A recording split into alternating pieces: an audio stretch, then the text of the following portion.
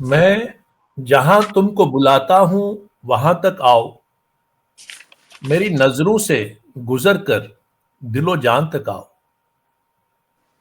फिर ये देखो कि जमाने की हवा है कैसी, साथ मेरा मेरे फिरदौस जवां तक आओ। हौसला हो तो उड़ो, हौसला हो तो उड़ो मेरे तसव्वुर की तरह, हौसला हो तो उड़ो मेरे तसव्वुर की तरह, मेरी तख्लीक गुलजार जिना तक आओ। That was Ali Sardar Jafri Saab, few lines. Few more from Atal Bihari Vajpayee Saab, because he was never recognized as a poet, but certainly I love him as a poet. His poetry is so simple and so piercing. पृथ्वी लाखों वर्ष पुरानी, पृथ्वी लाखों वर्ष पुरानी, जीवन एक अनंत कहानी। पृथ्वी लाखों वर्ष पुरानी, जीवन एक अनंत कहानी, पर तन की अपनी सीमाएं हैं। यद्यपि 100 शर्दों की वाणी, पर तन की अपनी सीमाएं हैं। यद्यपि 100 शर्दों की वाणी, इतना काफी है अंतिम दस्तक पर खुद दरवाजा खोले। जन्म मरण न वृत फेरा, जीवन बंजारों का डेरा। जन्म मरण अवृत फेरा, जीवन बंजारों का डेरा। आज यहां कल कहां कूच है, कौन जानता किधर सवेरा। अंधियारा आकाश असीमित, अंधियारा आकाश असीमित, प्राणों के पंखों को तोले, अपने ही मन से कुछ बोले। Good evening and welcome to Sheetalath Conversation, Sunday evening, 7 p.m. IST show. This is your host speaking from the threshold of Sheetalath Conversations. You are witnessing our 110th Renaissance, historic Renaissance historic show. So I'm very pleased that we are having this rendezvous again on this Sunday. We are at the crossroads and we are on the edge of the 2 years, 2024 and 2025. We are between the two. We are on the border, interfacing towards the 2025 year. So I hope all of you are doing very well, and I hope that your future year will be very, lucky and very, it will be very harmonious, congenial. You'll take wonderful things, like you'll enjoy your music of life, shades of life, color, and all kinds of activities, all kinds of rejoicements you really intend to. Year has passed by, and we can take some good memories from this year and pass on to the another year. That's how it is. A cyclic, fashion. These seasons come and go. Spring and then then the summer and the autumn and the winter. Winter is like a womb, I suppose. You are born in winter, and the spring comes. Year is born, another year is born, and we again are refreshing. That's how the cyclic process goes. It is all the prototype of nature. It's like the nature. Everything which is manifested from nature is a prototype of nature. That's what I visualize and I feel. So, with great tribute to that nature and with a very great wishes for a wonderful year ahead, I certainly feel that we had some very, very wonderful conversations this year with the people of great eminence and the public figures, brilliant minds, scholars, and some of them are really, really worth witnessing and watching. You can watch our archival, videos at the YouTube channel, Sheetalath Conversations YouTube channel. And this is a journey which is going on and on. And I hope you all are doing wonderfully this Sunday. And before I proceed further, I would like to ask one thing. Do you know that which are the most surviving ancient manuscripts of the country? Which should be presented in the annals of the World Heritage? They belong to, I must tell you very, very, very, very, very, effectively, that they belong to Kashmir.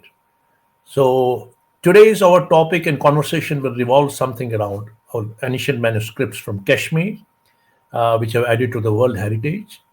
And certainly, we are going to talk about these precious ancient manuscripts of Kashmir, which is a glorious addition to the World Heritage. It will be an amazing, objective, and scholarly, refreshing visit to the treasure trove of the world's earliest manuscripts. Uh, Atharveda will be talking about. Gilgit manuscripts we'll be talking about. Raj Tarangani, we all know about. There are a lot many hue and cry, lot many talk, lot many conversation of Raj Tarangani, whether we discuss Raj Tarangani original or we discuss its further supplements or the offshoots, we don't know. But yes, Raj Tarangani is something which is amazing. It is subject to challenge also. There are some historians who challenge it, but yet the contemporaries of Kalhana has always spoken very high of Kalhana, that he was very authentic and very to the point. He never tried to take flights, unnecessary flights while writing. And we are also going to talk about Lok Prakash of Shamendra. And this is a passage we are going to move from probably 9th to 11th century, and then down to the 5th and 6th, now 9th to 12th century before Christ era, and then to 5th and 6th century after Christ, after death, AD, and then certainly to the 11th century and then the 12th century. So these are the pinnacles of, as far as these are the repositories of the great knowledge, wisdom, culture, art, literature, philosophy, archaeology, astrology, and astronomy.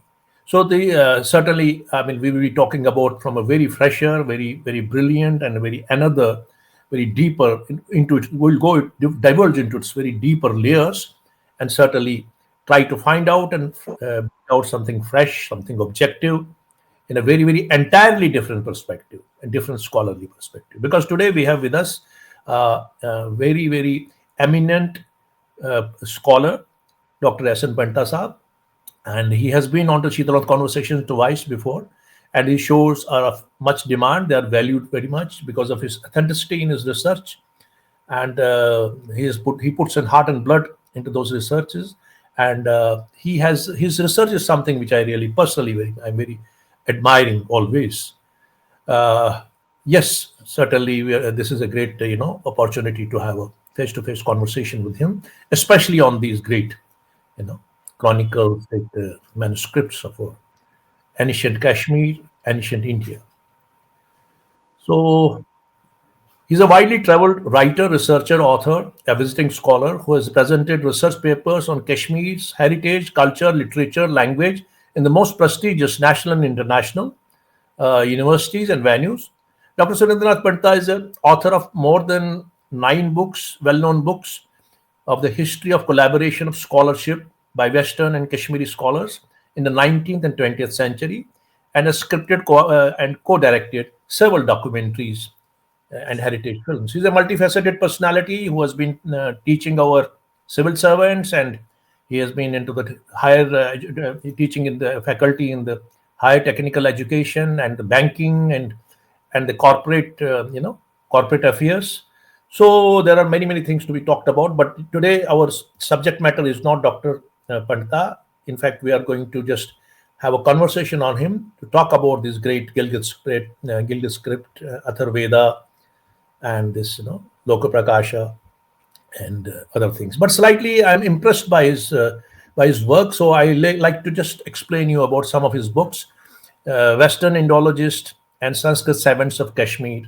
That's a wonderful book, and he's an expert in that. I heard yesterday Dr. Tamiri somewhere has written that he is the only expert, especially on this subject. So, Travel Diaries of Civil Servant, Pushkarath Kol Sahab, IAS. सबसे the most important, most fascinating for me, most romanticizing for me is The Oral Stain in Kashmir. I really want to read this book, but I'll have to purchase it. I don't know from where. Notes to the Discovery of Lalit Manuscript. This is something very objective. Monograph jointly written with Shivnath Handu Sahab. Note to the Discovery of Lalit manuscripts, and a photo portrait of Kashmiri Pandits, co-authored by Ramesh Manvati Sahab and A.W. Stratton, Indologist. His Journey to India and Footprints in Kashmir. Kashmir under Dogras, the great institution builders, transition into peace, progress in modernity. I was just telling you before 20th century, plenty of enormous literature have been written. Have I put it into the prelude of this promo of this conversation, and but most of it is lost to the ravages of time. To the it has been galloped and it's swallowed by the time. And then again, we have a ancient theory that the Shruti and Smriti, certain things will go into the oblivion because nature wants it. But then again, there's a human neglect, and then also the history of checkered history of Kashmir, especially the 500 years of the foreign rule, and Afghans and the Mughals and all people. Although Mughals were the connoisseurs of art and literature, but yet again, I don't know. Nobody has tried for the indigenous scriptures and chronicles and literature of Kashmir. So that whole credit goes to in the beginning of end of the 19th century, the Dogra rulers. I mean, they were the people who had a great battery of connoisseurs and the researchers, and they had a great wisdom and a will to just create and recreate this entire edifice of wisdom and knowledge which exists in Kashmir. So they were the people who were into the learning and the scholarship, and they were the great patrons of art, culture, literature. So a great revolution happened in that particular period of time, and the whole thing started working. Uh, these basically manuscripts have survived because of on the bridge bar, and because it can survive the cold weathers and others. I've heard that Jawaharlal Nehru, the first Prime Minister of India, when this Gilgit manuscripts were found, he took it and shifted it to the, you know, this National Archives of India, and at New Delhi, and we have some of these scriptures also in the Pratap Singh Library in Jammu, and some of it is later portion has been bought somewhere into the Pakistan by a Western scholar. And I don't know, there's Oral Stain has also taken something. We'll be talking about all these aspects with Dr. S. N. Pantasa. And that's what I wanted to share with you. Dr. S. N. Panta is Surendranath Panta Saab is a very respectable man. He's a very good friend of mine, and I respect him a lot. He's an elder brother, but he is also there are some common things between him and me, and the basic common things are all common to everyone. And he's a great Kashmiri. He's proud of his Kashmiri identity. So am I, and so are you all.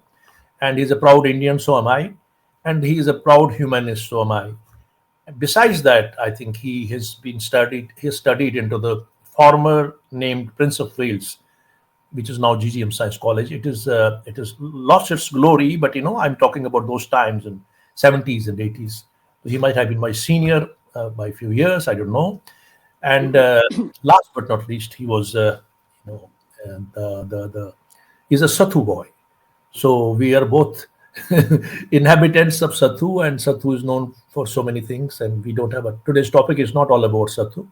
So, with great warmth and great, respect and reverence and affection, I welcome Dr. S. N. Panta to 110th Sheetalnath Conversation Show. Dr. Saab, you are welcome to Sheetalnath Conversations 110th show. Namaskar, Jugalji. Namaskar to your viewers. Thank you. Thank you very much. It's a great delight and your magnanimity that you found time to attend this 110th show. Your sound is a bit slightly. Yeah. You need to come forward a bit. Yeah.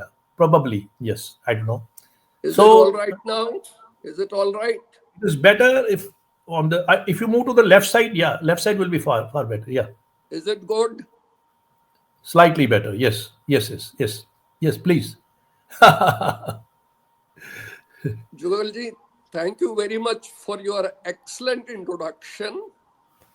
That you are a poet of that eminence, and memory startled me.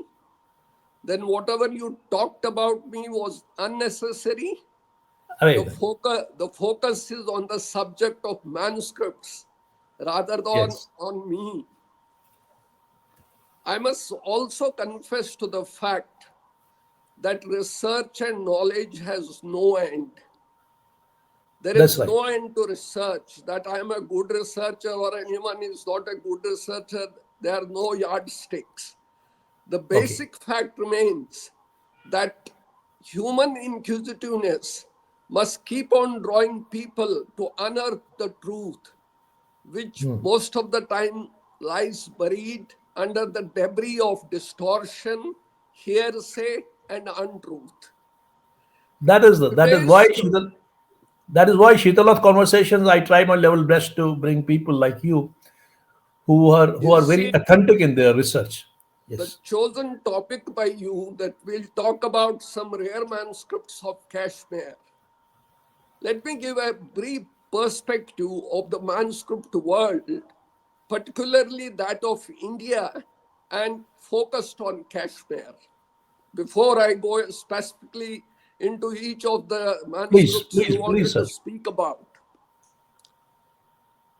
you see, manuscript we normally understand is a handwritten document.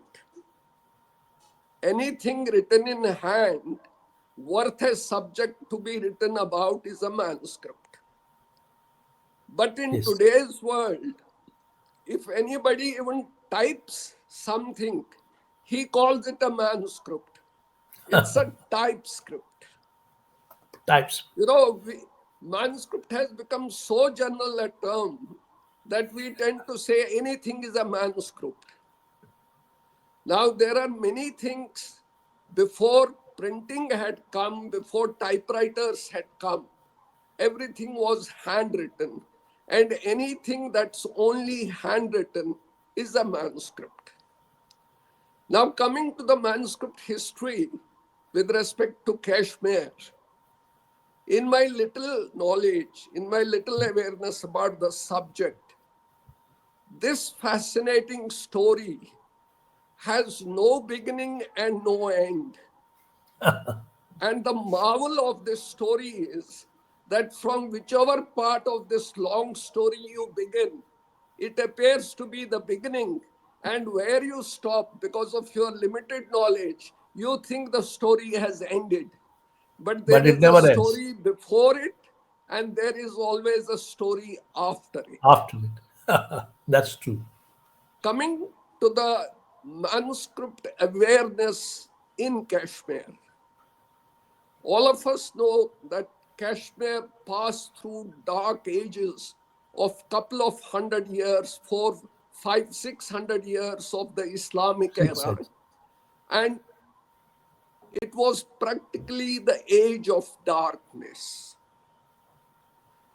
The first sense of modernity, the first sense of, everything we see enlightened us. It only came when the Dogras arrived on the scene. Yes. The Kashmiris themselves were unaware of about their manuscript treasures, even though for centuries they had been writing them. Most of the time, these manuscripts were hidden in thokurkuts and ferran pockets, and they were not seen or shown to anybody. But it was the Dogras, the emancipated Dogras, who opened the doors to this world. Now the question comes, why so much credit is being given to Dogras? Yes. Let me go a little behind. The only thing world knew about Kashmir till the fourth quarter of the 19th century was that they were simply aware about Kalana's Raj Tarangani. They did not know any of the treasures of Kashmir except Kalana's Raj Tarangani. Because it was and even endorsed by sultans and then Jona Raja and other people also that supported and supplemented it. Yeah. But the world was not aware of it. Nobody knew Jona Rajan, nobody knew sultans, Srivara. nobody knew Kalahan, nobody knew Raj Tarangani. Now, Yes, what that's true. happened? What happened? The first European who ever came to Kashmir was Francois Bernier in the 17th century during Shah Jahan's time. Shahjahan's And period. he was he was a personal physician of Shah Jahan's son Dara Shikoh. Bernier, during his stay in Kashmir in the later half of the 17th century, 1670, 75, something about that time, he came across Malik Haidar Chadura's Persian Chronicle, Kashmir History, and he obtained a copy and realized that Chadura's history was essentially based on Kalhana's Rajtarangani. So this was the first introduction to the Westerners that Kashmir has an old history, and Bernier himself wrote histories of ancient kings of Kashmir in French, where he gives reference to Kalhana's Rajtarangani also. A century later, another French missionary, Typhon Thaler, also prepared a small history based on Bernier's account. But before his history was published, Gladwin published history of Kashmir, old Kashmir kings based on Aine Akbari. Aine So, Akbari. Oh, Aine Akbari of Abul Fazl. Abul Now, Fazl. Yeah, he was. these were the earliest references that West became aware of Kashmir's ancient history. Now, after this, we know the great founder of the Asiatic Society, Asiatic William Society. Jones. When William Jones came to India, he had no idea where India is.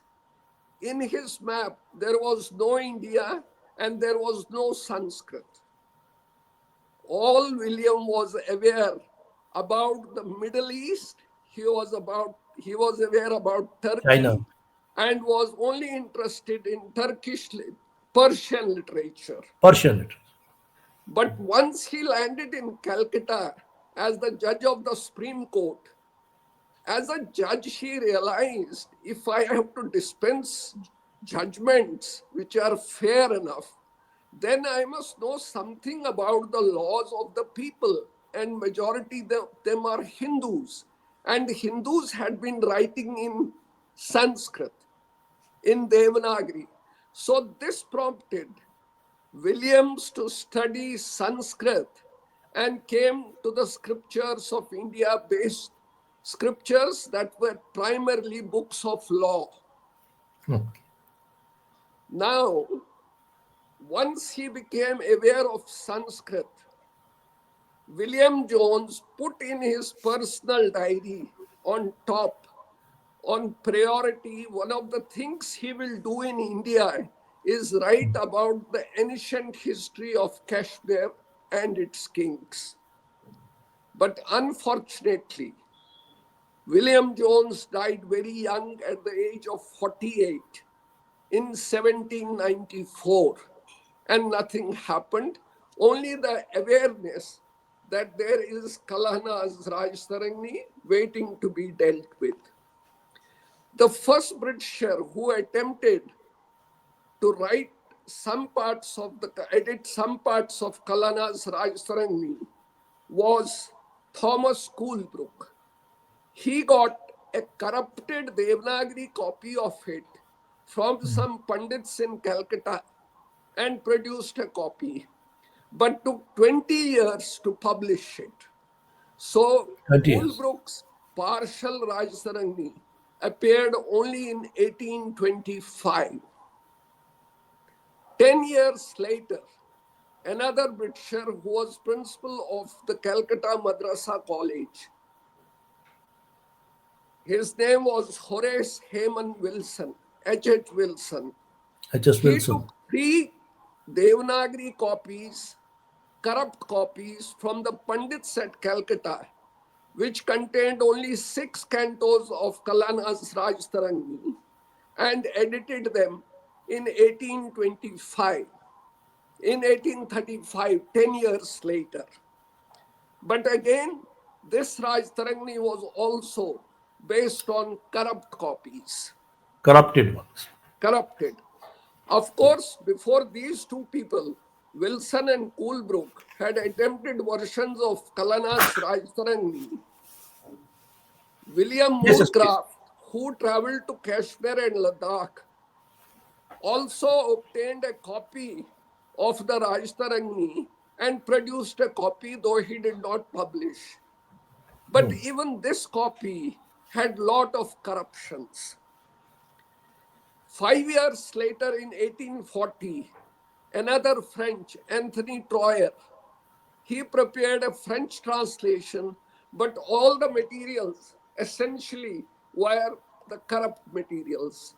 Now the question arises, viewers will ask, what is meant by a corrupted copy? The original manuscript of Rajtarangni, which must have been written by Kalana himself, is without doubt that it must have been written in Sharda script. Sanskrit, but in Sharda. Sanskrit in those times was written in Sharda script. There was no Devanagari in Kashmir. There was no Now, Devanagari. whatever transcript these earlier Western scholars got hold of it, they were the Devanagari transcripts of the Sharda original. But all these copies were only copies, they were not scholars. So they wrote it corruptly. The transcripts became corrupt. Corrupted, yes, certainly. So the Devanagari copies of Kalana's Rajtarangni were not dependent. It went on till the great Indologist, unpassed person, who is a great Horace. master of manuscript collection, was the German George Buhler, It's a George Buhler, yeah. George whose Buhler. memorable visit in 1875 cleared the clouds that unless and until we trace the original manuscript of Kalana's Rajtarangni, we will have to be only satisfied with the corrupt copies. Buhler was a German who wanted a career in India. He knew the wealth of manuscript in India. And Yes. he got his appointment as professor of philology and Sanskrit at Elphinstone College, Bombay. Now, during his tenure at Elphinstone College, he belonged to the Bombay Educational Department. And there the educational department assigned him the duties to collect manuscript in the neighborhood of Bombay state. It was Maharashtra, it was Gujarat, it was part of Nay. Madhya Pradesh and down south also.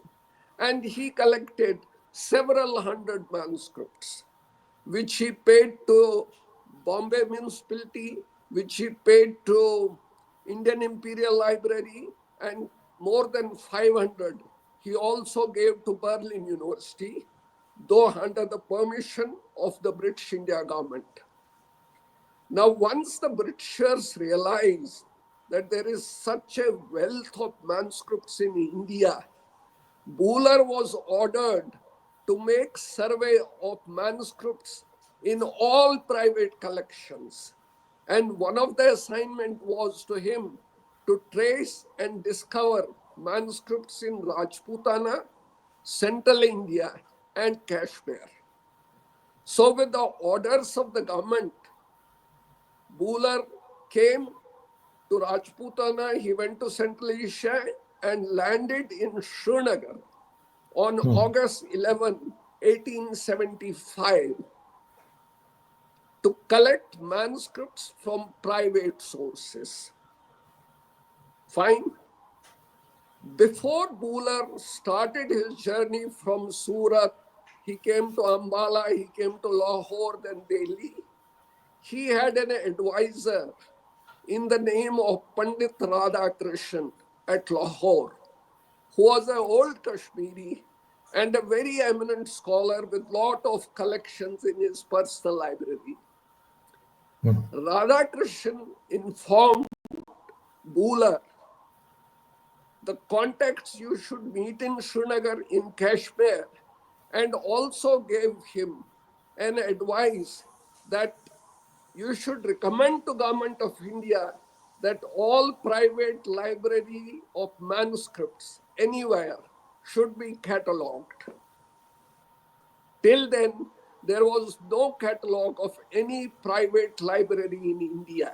Before that, So much so, Radhakrishnan was also the person who gave a European access to his own personal library to catalogue it. There was another person, Vishwanath, who had lots of contacts and guided Buller in his mission to collect manuscripts in Kashmir. Before arrival, message was sent to Maharaja Ranbir Singh that he has come for this purpose and he needs to know the manuscript treasures of Kashmir. Maharaja Ranbir Singh assigned the job to his Chief Justice, Babu Nilambar Mukherjee, to prepare a list of manuscripts which are extant, which are available and existing in Kashmir.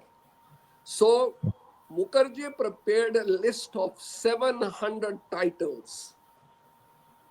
And this was passed on to Buller on his arrival by the political agent. We never had residents those times. The those political times agent residents was not there. was Yes. Major Henderson. So Henderson gave the list of 700 manuscripts to Buller. Buller had a look, and next day he met both Mukherjee and Henderson. They were impressed, and he asked that copies of 70 must be procured for him out of these 700. Next day, all these details went to the Maharaja. He was so impressed on Buller's mission, he invited him to his court and entertained him personally and listened what all he wanted. Maharaja Ranbir Singh issued an order that every Pandit Buller wants to meet and seek information about manuscripts must come forward, and they cannot say no to him. Oh.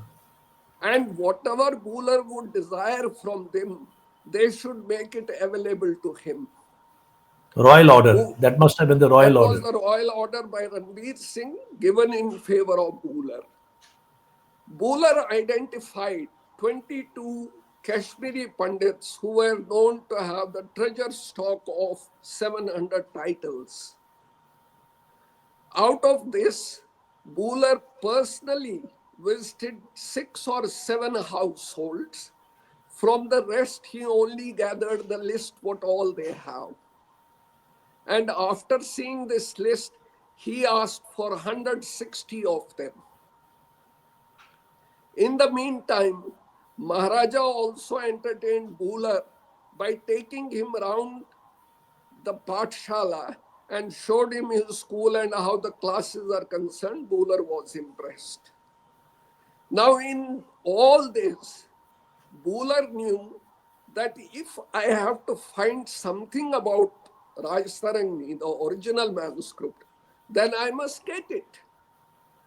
Buller was informed that the manuscript is with a gentleman named Kesharam.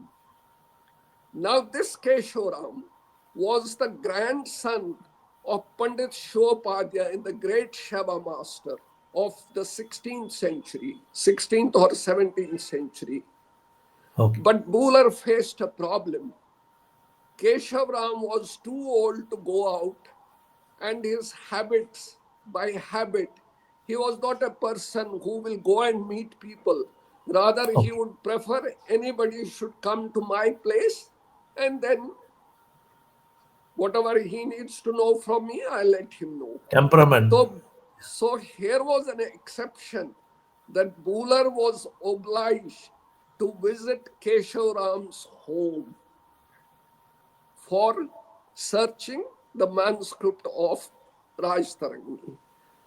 This was a paper manuscript written in very scarvic hand, and if one was not familiar with good knowledge of Sharda script, it was difficult for an average Pandit to read that handwriting. The Oh, scribe was Ratnakant Rajanak, Ratna Rath Rajan, Rajasthan. Kashmir Raj. is one Rath Rajasthan. He was a fast scribe. Keshav showed him the manuscript written on paper, but did not allow him to copy it. Instead, he gave him another 17th century copy, which was written by Pandit Ganakak, and he prepared its copies, copied all the 8,000 shlokas of Rajtarangni till about 6 weeks' time through his Kashmiri correspondence, particularly Sahib Ram's sons, Pandit Damodar and Pandit Dayaram. Another Okay. person was Pandit Chandram. These were the main helpers who helped him in copying these manuscripts. Now, Buller realized that if we have to have a perfectly genuine, correct edition of Rajtarangni, then we need to lay the hand on the original manuscript written in the hand of Ratnakantha Rajanak. He was a fast scribe. Kashmiri Pandits in those times would call him Ratha Rajdan. Ratharazda. Ratha Rajdan. Colloquial. Rathasas Kadamus Ratha Yes. Rajdan. Rath was that he was a fast scribe. He would write very fast, most of Oh, the time for his own self rather than prepare a copy for anybody else. So Rajtarangni also was an attempt by Ratharajdan on similar lines.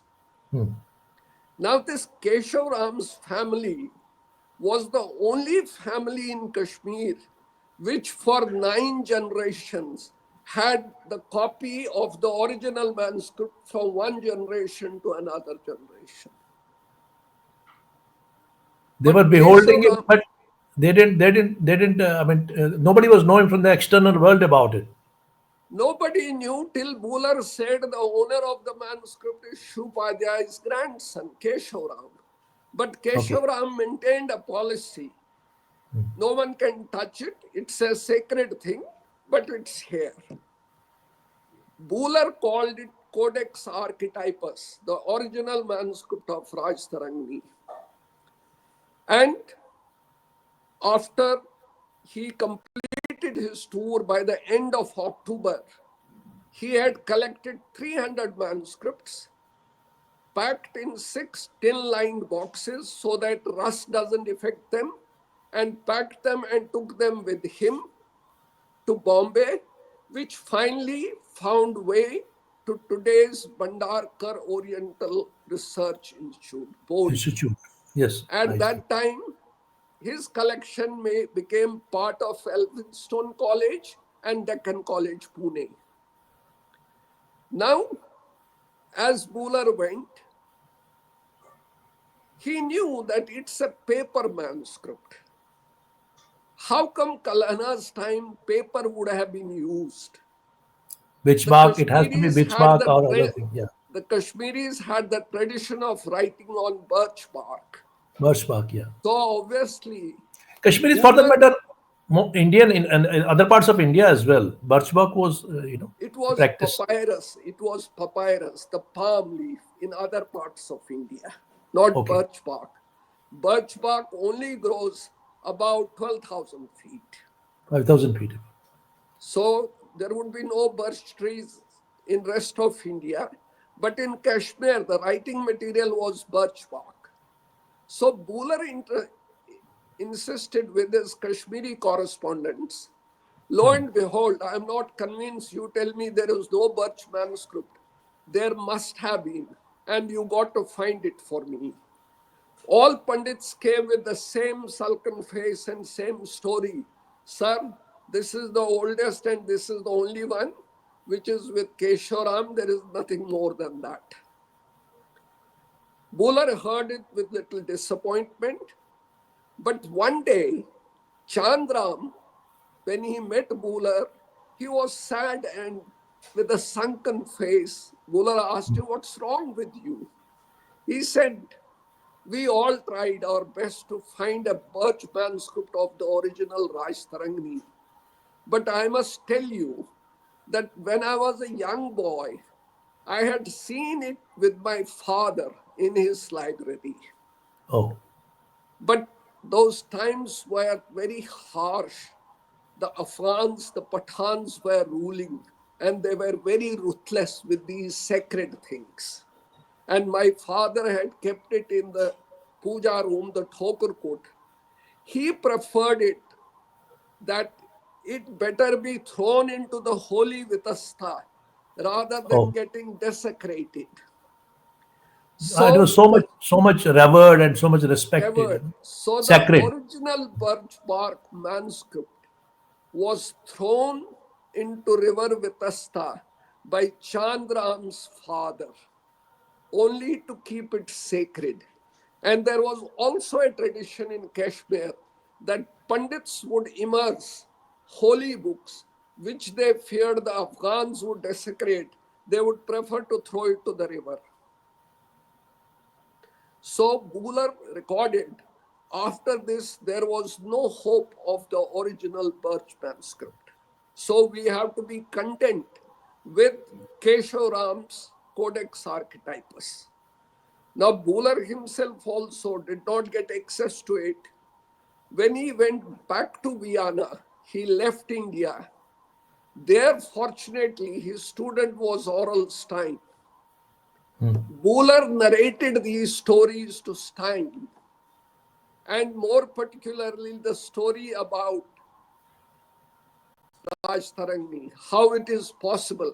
Buller established that it existed, but he could not procure it.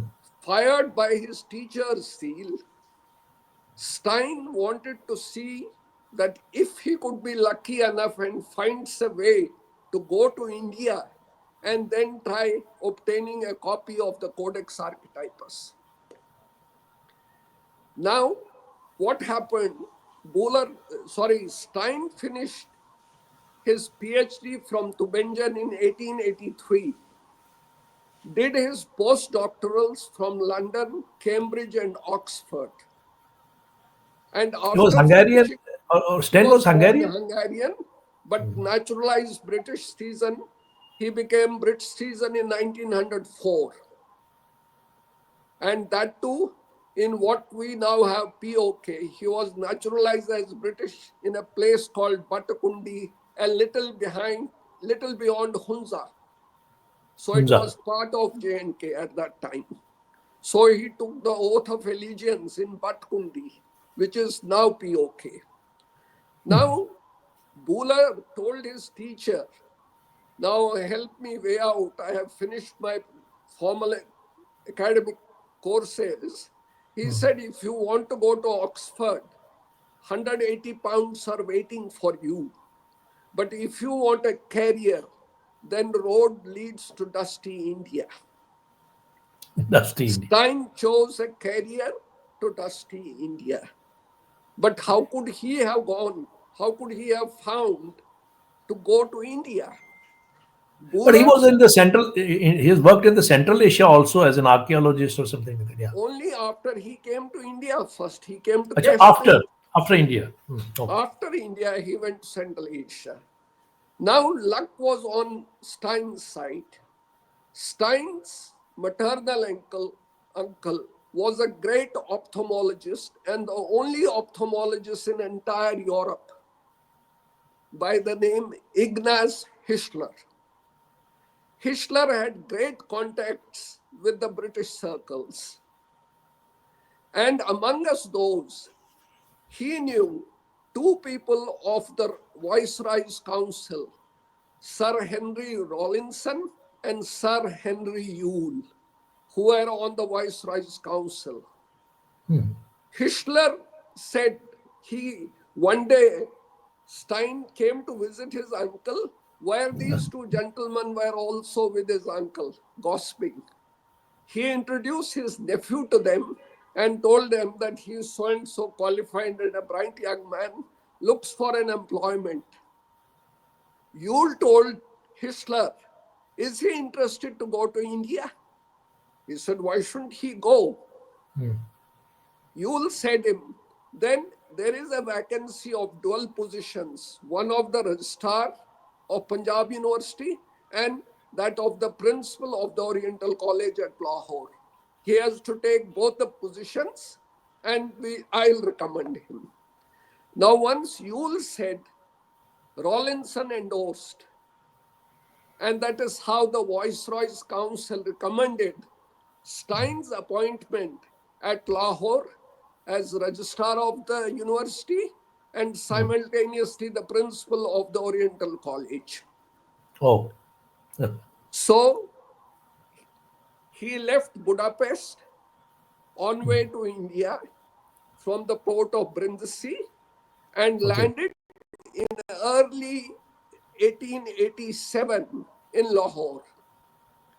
Once the summer break happened, Stein recalled that Rajtarangni is awaiting in Kashmir and it's not too far from Lahore.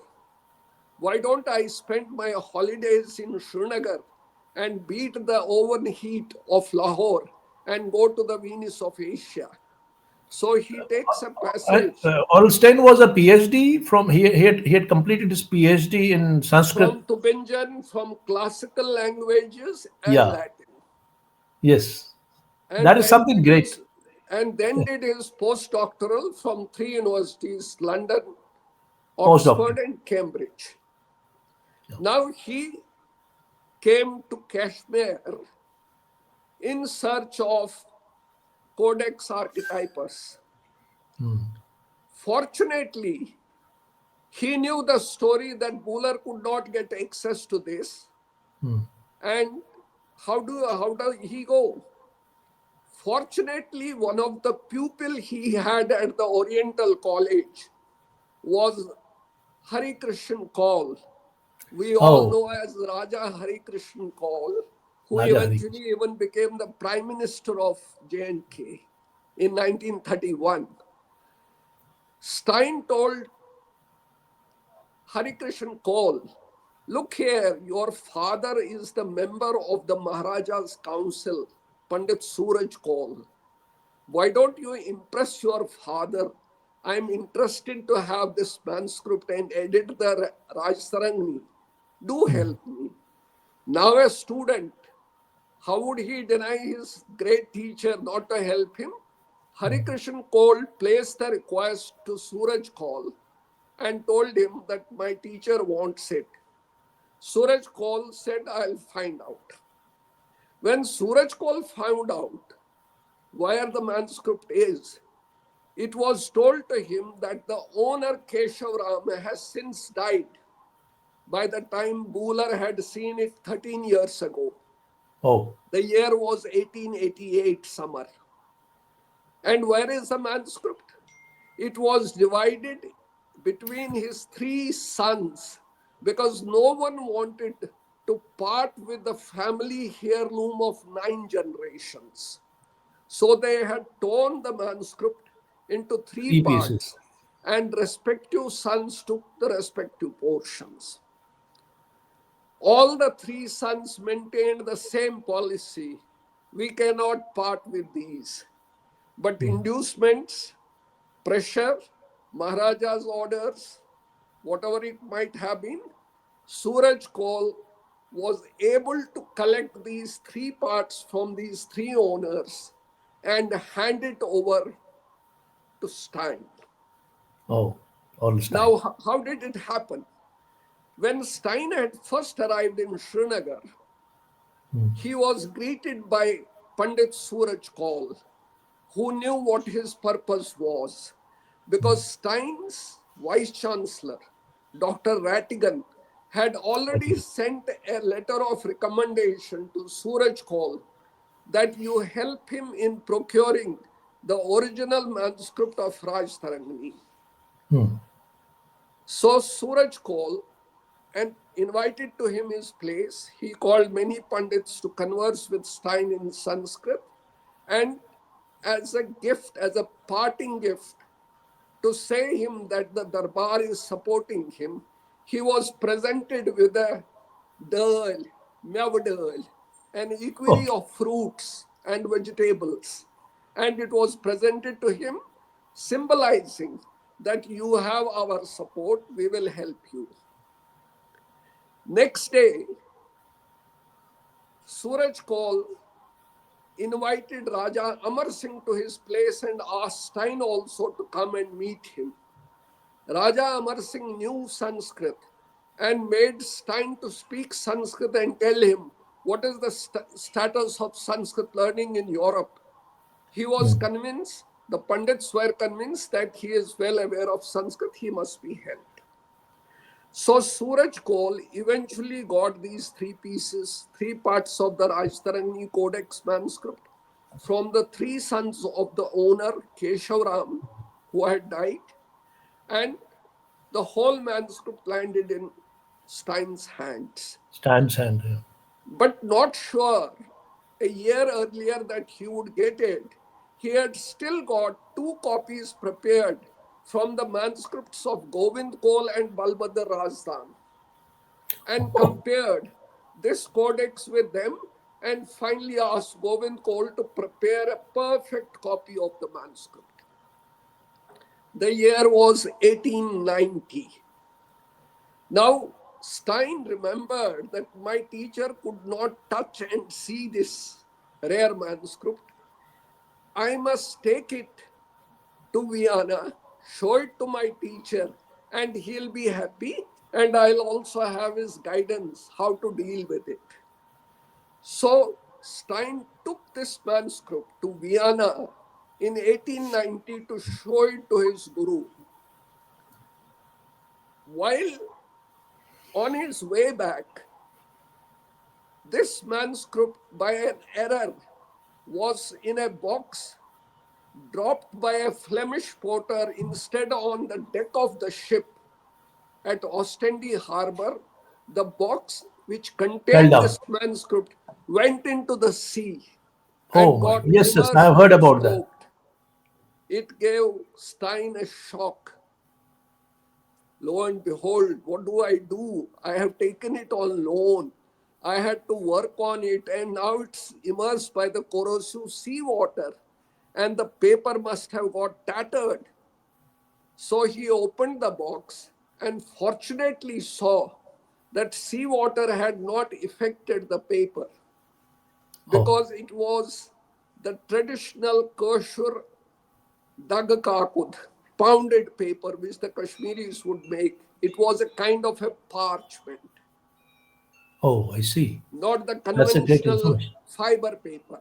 It was a parchment made of rags, made by Pandits by pounding these and then creating paper out of it. Luckily, the ink on the manuscript was indelible. Seawater had not effaced it.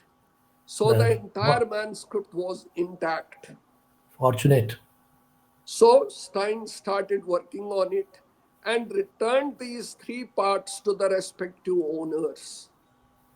None of them had any inkling that they were soaked in the seawater and almost lost. So Stein recorded that these owners had no clues to the fact that their family talisman had a abhishekha, had a watery lustration, because they had gone into the seawater, but nothing had affected these parts. So they never realized that they could have been damaged by seawater. What happened to these three parts and what happened to that family after 1892 is a colossal tragedy of our legacy. No one in community knows where the codex is or what happened to it and who the descendants of this man are and where are they. No one knows. So in 1890, Stein started working on this manuscript.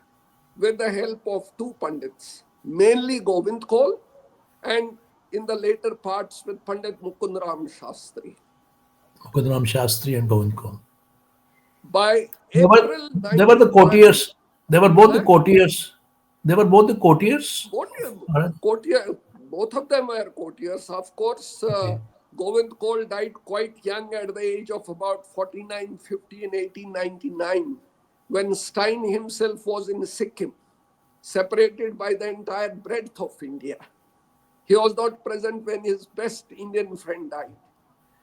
By April 91, 1891, this Rajtarani edition in Sanskrit was almost nearing completion. Stein made arrangements with the German publisher Harasowitz, who guaranteed him 50 copies and gave him a royalty of 75%. And the price of the copy was put at 16 rupees. The Punjab government promised 50 copies. The Bombay Technical Press ordered for 50 copies, and about 100 copies were taken by Kashmir Darbar. So nearly about 300 copies, priced at 16 rupees, were finally published. That was the first Sanskrit edition of Rajtarangini. Now the first thing Stein did was presented a copy to Maharaja Pratap Singh, to whom he also dedicated the edition. Next, he met Raja Amar Singh, gave him the copy, and also asked him that since I am interested to do further excavations and correlate the old sites written in Rajtarangini with the real geography, ancient geography of Kashmir, I need funds. Raja Amar Singh granted Stein 500 rupees, and from 1892 onwards till 1895, he went on excavations and collected lots of antiquarian materials, which eventually became what we know as ancient geography of Kashmir. It was done by Kunigan. There is a book, Ancient Geography of Kashmir, By Stein. by Stein only. By Yes. Stein.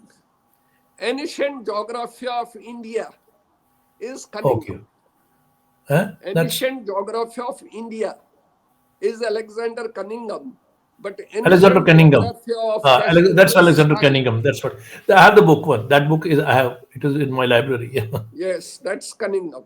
So by 1897, the manuscript of I ancient, wanted to know, Dr. Saab, I wanted yes, to know when did he actually translate it? Because it is said that he worked in a tent near that Mohan Marg Meadows and he stayed yes. there and yeah, Now, in English. Yeah.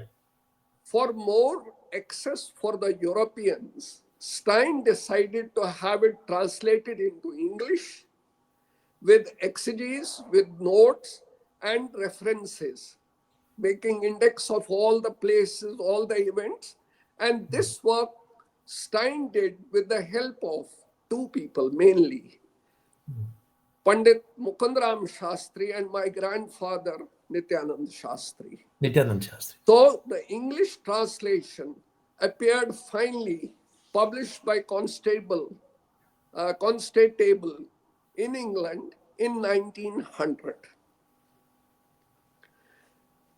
This is how the original manuscript of Rajtarangini became the basis of the most reliable edited text of Kalhana's version. No, but actually, anyway, I mean, this is the Yeah, wonderful tell me. composition, wonderful journey. I mean, nobody knows No, about no, this whole. everyone knows it. We are repeating. No, I don't think so. I mean, majority of our community members, I'm talking about my community members who always talk about Rajtarangani, they don't know. They only know that it was translated. Nobody knows that it was a corrupted version and how the actual Bullard played the big role in consolidating it, and the bitch bark was already lost to the Vitasta. Jugalji, Nobody, yeah. I mean, they knew the story, please. just the outline, corrupted outline, I can say, not the exact one as you explained. So that is a kind Now, of a very understanding I'll of it. But recall a uh, very, but as a subject of Raj Tarangani, there are few challenges which normally historians say that they only challenge the it as an Muslim, historic. only the Yeah. Muslim historians from Valley say. No one in the world says that it's a Okay. They figment said of that they, imagination. especially in the arena of, they say that in the arena of the chronology and chronology and the periodicity. There is a Hmm. lot of confusion in the You Rajtarangani one. see, the Another, I they think say that exaggeration of Lalita Dita Muktapiya. I mean, a lot of exaggeration. Although his contemporary courtiers of this Pandit Kalhan, they say that he was a man, a no nonsense man, and a very disciplined and a very authentic personality who would I'll tell never you, do something like that. Yeah, this challenge comes only from contemporary historians of Kashmir who have only from recently them. addressed themselves to Kalana's Raj Sarangni. I want to tell those scholars, those writers, three basic Yes. questions. Firstly, all the histories written by Islamic scholar, Muslim scholars in Persian, they all are rooted in Kalana's version. One, whether it is Chadura, whether it is Hyder Malik, whether it is XYZ, they are.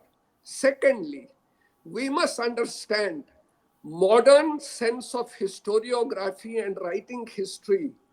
And writing history 1,000 years ago cannot be compared and criticized for sources, for references, for bibliographies, for footnotes. No.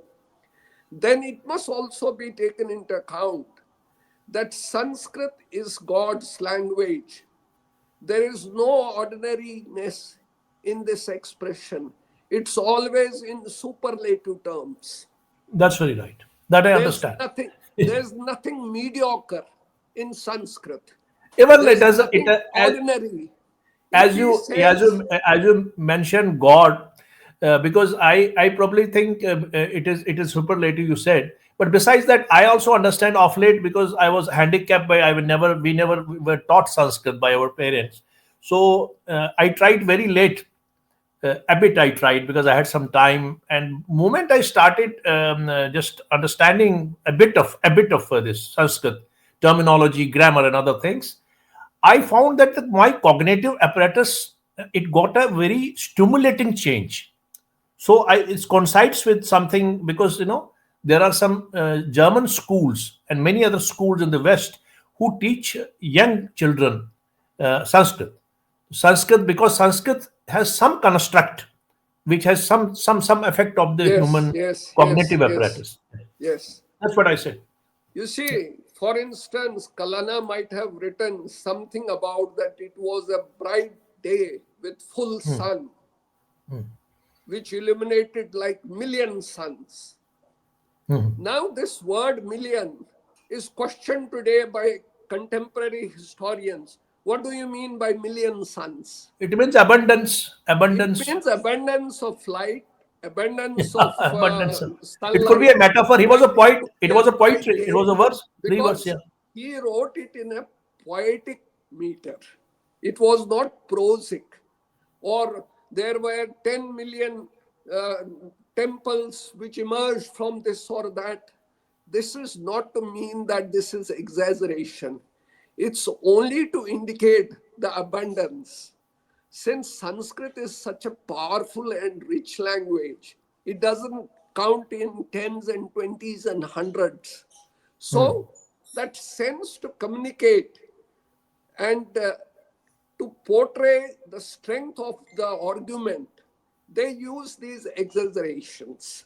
Yeah, It there is might one have one been, aspect, Doctor. One aspect is there, which sometimes, because I went to this Vedgai also, I had an interaction with her also, and I had this Nilmat Puran, because one portion of this before that, I think around Govind one, and from the Yashomati's period Gonanda, down the Gonanda. line. Gonagwan, and then Gonagavan. up to the 1000 years and 1500. That part of the first part of this that particular which is contributed and supported by this Nilmat Puran also. So it is said that it may not be a history. I mean, something like that happen. That is what people raise questions at. It is not an You emotional thing to be see, replied. We have my, to talk my to it last logically. submission, my last submission to these critics would be, Hmm. let us keep aside Kalahana Okay. and then let them write old history of Kashmir.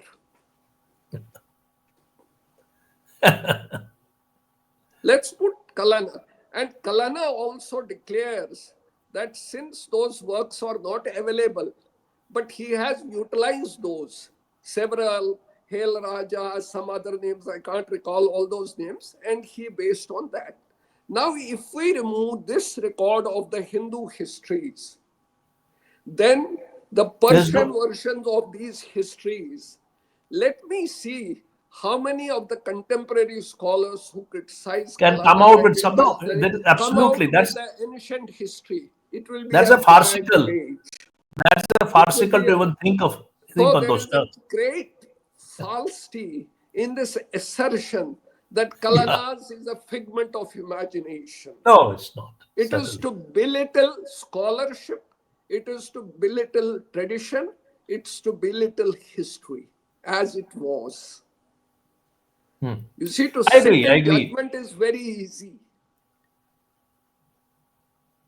Let Yes, me yes. see how many people can write history of Kashmir in 8,000 verses or 8,000 lines.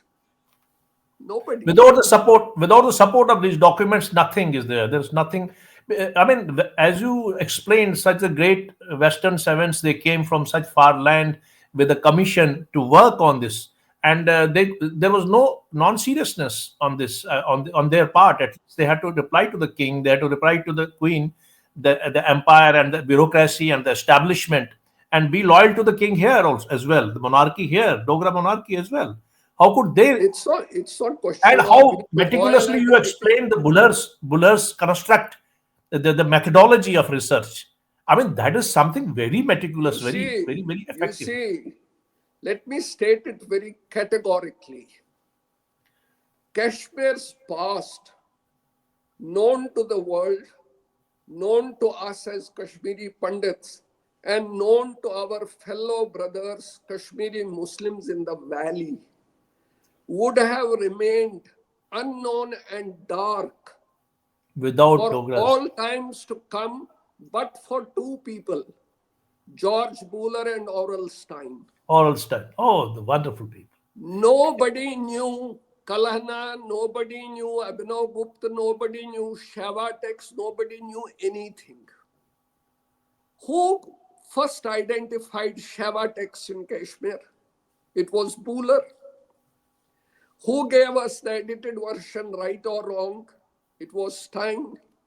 If we are so proud today to claim Kashmir Shavism as a distinct religious philosophy of one of the distinct religious Like a philosophies of the Shastra. world, not only of India or Kashmir, No, no, what? Yes, the sir. claim that the foundation of that awareness was laid by none other than Buller. Buller has a great role. He created the Now, edifice, canvas. Yeah. he was called as a phenomenal manuscript collector. Let's travel And back that, now to 2400 years, almost 2000 years into the before Christ, the Atharveda. yes, we'll come to that. Tell So, me, I mean, it's in between two. We are talking about Rajtarangani. It is around 12th century, and now we are going to we Atharveda. come about second century, Atharveda. I'll come to Atharveda it. is about which century? No, I Second think century. it's okay. The manuscripts appear to us by about 16th, 17th century, but the work is considered to be much older. Now I'll come with a perspective here. Right, right. That's If so wonderful. Rajtarangani became magnet for the Westerners to come to Kashmir, and Buller and Stein placed all the manuscript wealth before the whole world, there was another aspect to this attraction. Germans were very inquisitive about the Vedic literature of India simultaneously in the 19th century. And among us, the pioneers was Rudolf von Roth, was What? David DeWitt Whitney, and Albrecht Weber. They worked on the Vedic text and even produced a dictionary with bottling sometimes by 1856, 1855. And Vedic Samhita, Rigvedic Samhita was published in 20 years from 1855 to 1875 by Roth. But Roth was convinced that of all the 9 schools of the Vedic studies, which are Pratishakya, which are Shaunaka and Paiplad. Shaunaka and Paiplad. Yeah. Shaunaka, Paiplad, and Pratishakya. Buller began this search of Vedic literature in Gujarat in a village called as Ratnakanthavada. And it was in district Lunawada. And their 3 families were known as Atharvedis, who possessed the Pratishakya version of the Atharveda. That was the beginning of Vedic literature search in India. But this was it. When he came to Srinagar, and the masterpieces were 3 manuscripts. He located the existence of Rajtarangni, he located the existence of Atharvaved, and he also located the existence of Rigved Samhita. Rigved. This Rigved manuscript he passed on to Max Muller in 1876.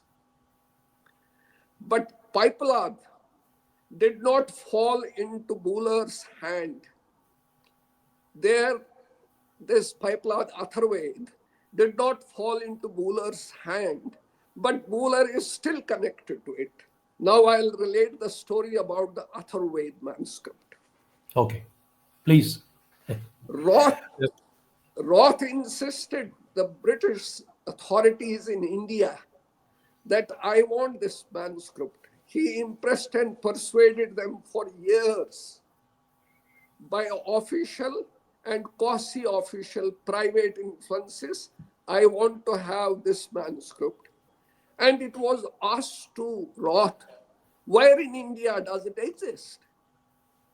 From a traveler's half-baked account, the term uses garbled account. Roth located its existence and provenance in Kashmir. So the request was placed with Maharaja Ranbir Singh, and he was asked that you find it said that it's with some of the Pandit in Kashmir, and this gentleman wants to study. So Ranbir Singh set out his men, and finally it was traced to Pandit Keshav Bhatt Zadu, Pandit Jagdar Zadu's great-grandfather. Professor Jagdar Zadu's. Now, Keshav Bhatt Zadu on the first said nothing doing.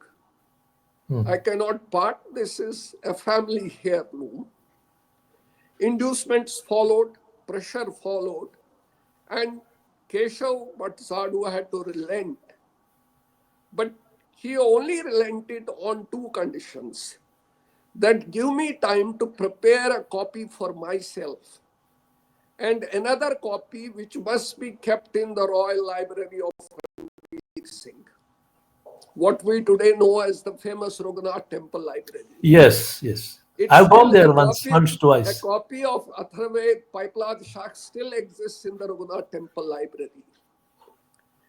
Now this Birch manuscript was identified and it was obtained from Keshav Bhatt Zadu and sent to Ranbir Singh. Ranbir Singh found tattered birch bark manuscript which had lot of dirt, which had lot of dust on it, grimy, and he did not know what to do with it. He simply, and there was a wire passing through this manuscript. It was like that halvaishnatim silpatravantarimans.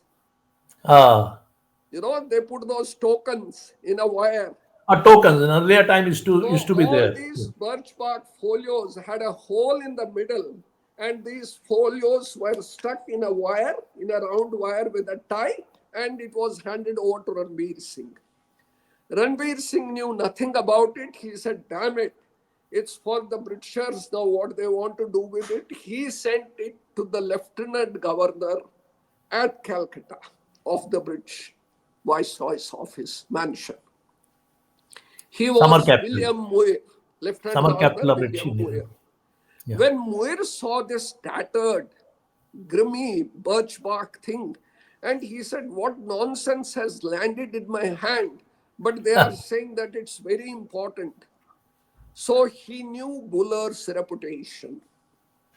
Buller at the time was at Surat.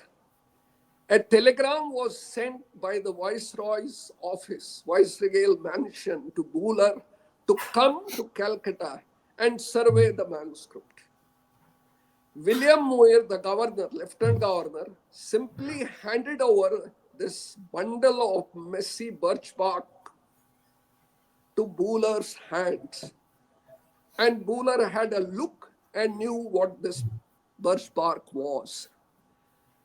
He was confident that the first thing this manuscript needs laundering, cleaning, before anything can be made out of it. Because it was so I mean, full. this, Dr. Saab, I want to make you to make public understand, the youngsters understand. This birch bark folios, they were like the separate pages, or it was like a roll, or No, separate how did it pages, exist? separate pages held by a wire Held passing by a wire. through the middle of each folio. They Okay, numbered about 287 folios. my God. So Buller asked governor, where is your bathroom? He said, what are you going to do with it? I said, I want to give this bundle a wash under your tap. Muir was little nonplussed what he is doing. It's already in a mess, and he'll pour water on it and it will be spoiled. But Buller knew that birch bark is not spoiled by water. And one look at the manuscript writing, he was convinced that it is indelible. Water will not affect it. So Buller went to the Viceroy's, Lieutenant Governor's bathroom in the Viceregal mansion at Calcutta, laundered it, cleaned it, wiped it, and put it again in the hands of the Lieutenant Governor. He was so delighted to see a clean manuscript. Muir asked him what next to be done. He said, this must be handed over to a good book binder who will bind the loose folios.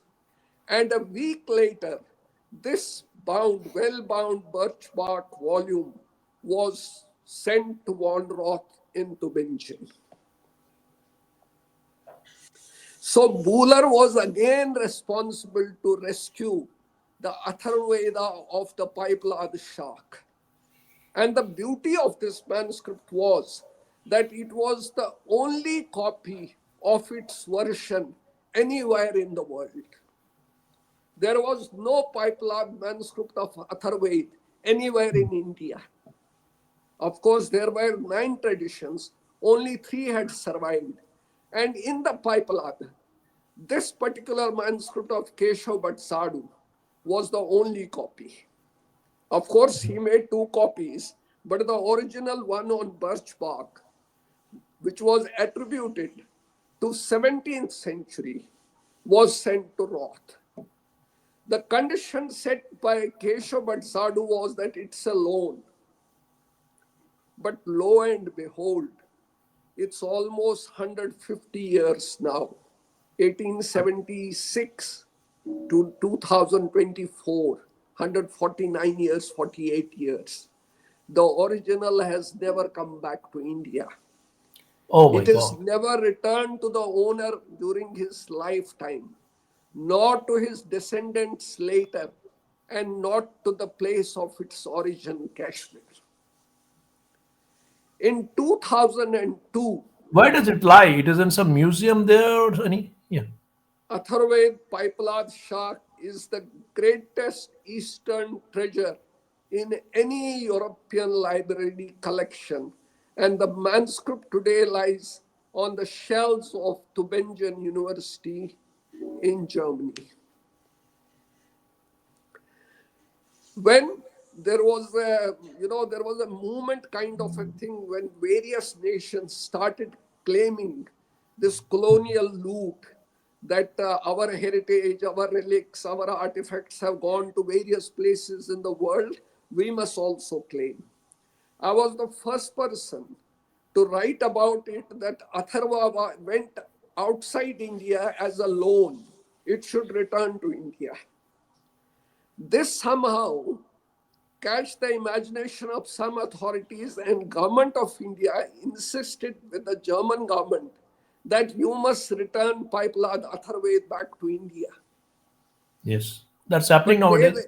but they raise that the copyrights of its ownership, as far as Germany is concerned, lie with von Roth, and we have no authority that we can take Surpass. it out from Germany and send it back.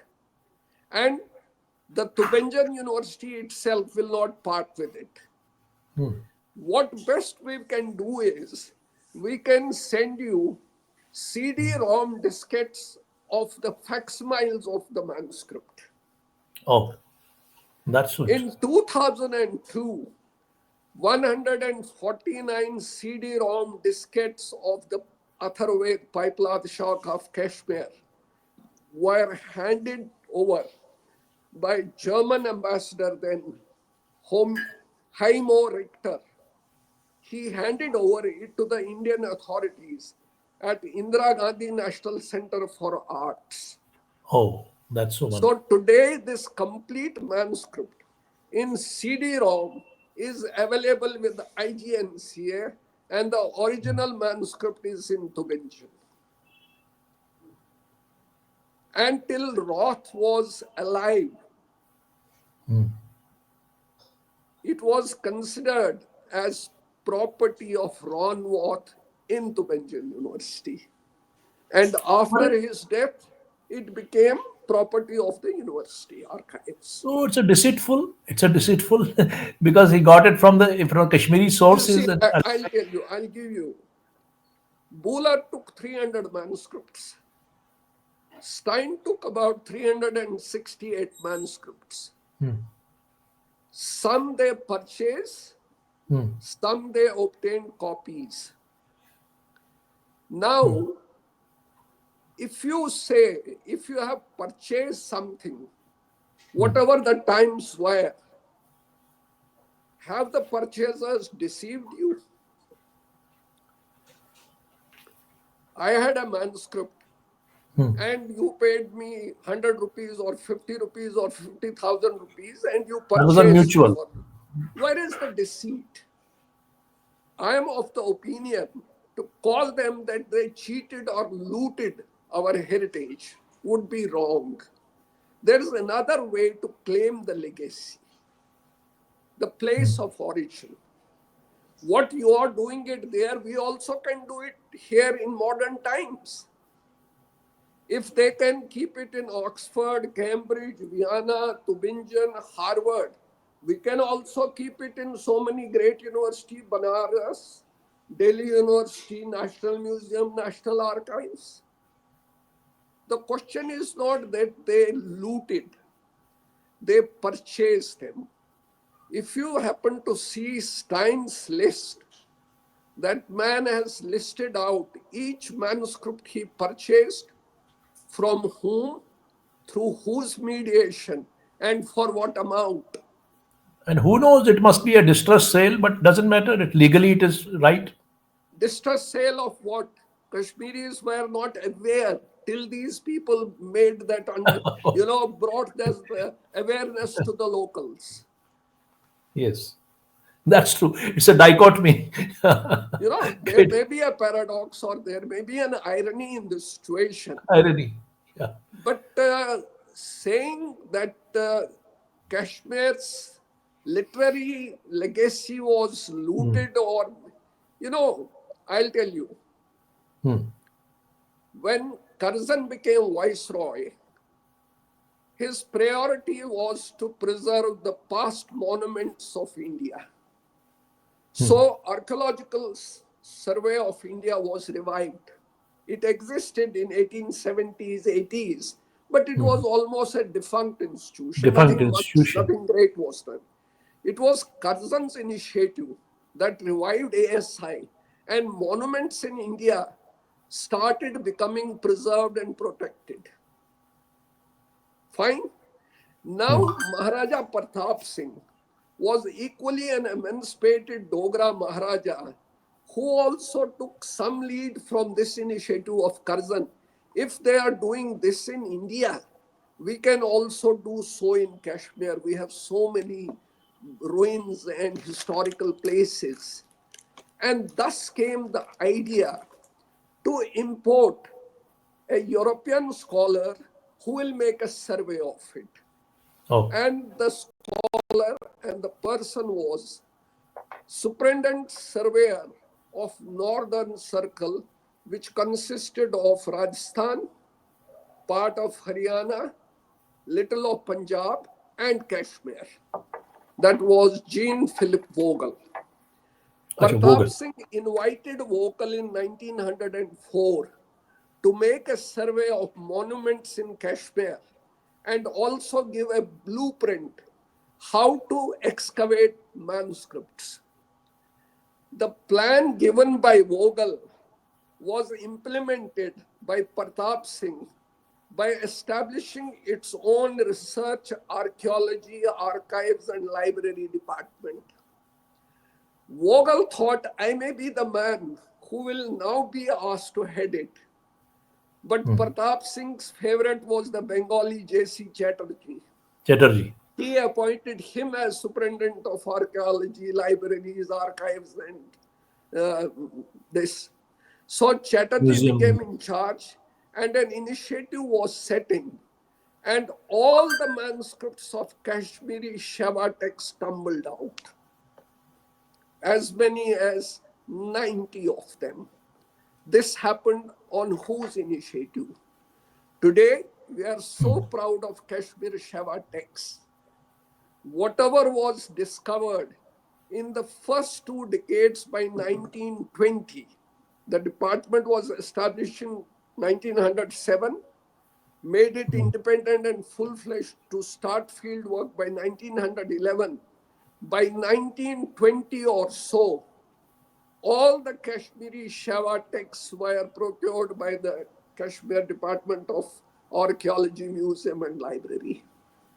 Since then, we have no new Kashmir Shaiva text.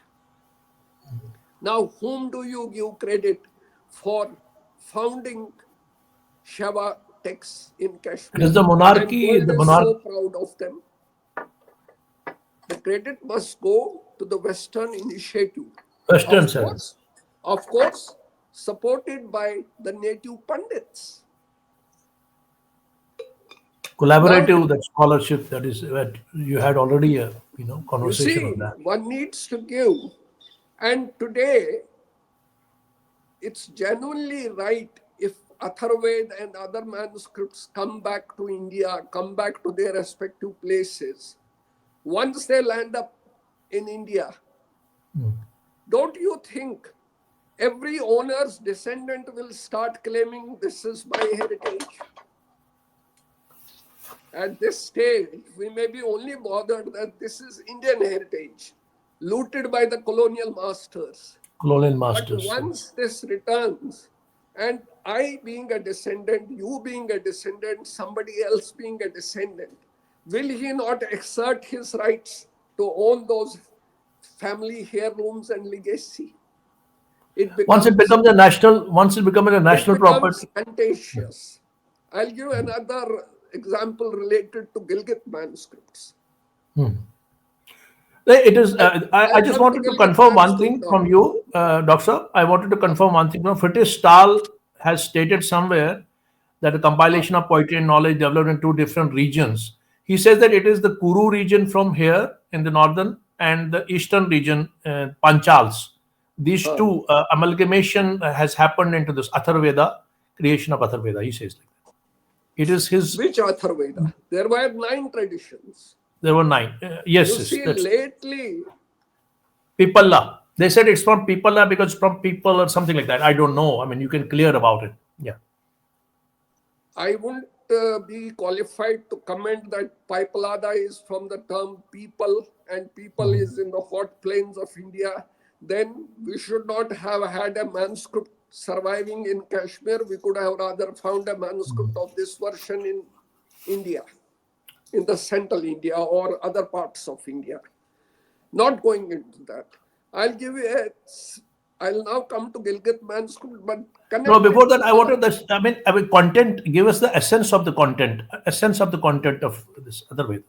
Atharveda was of hymns and incantations which Him. had lots of medicinal effect also.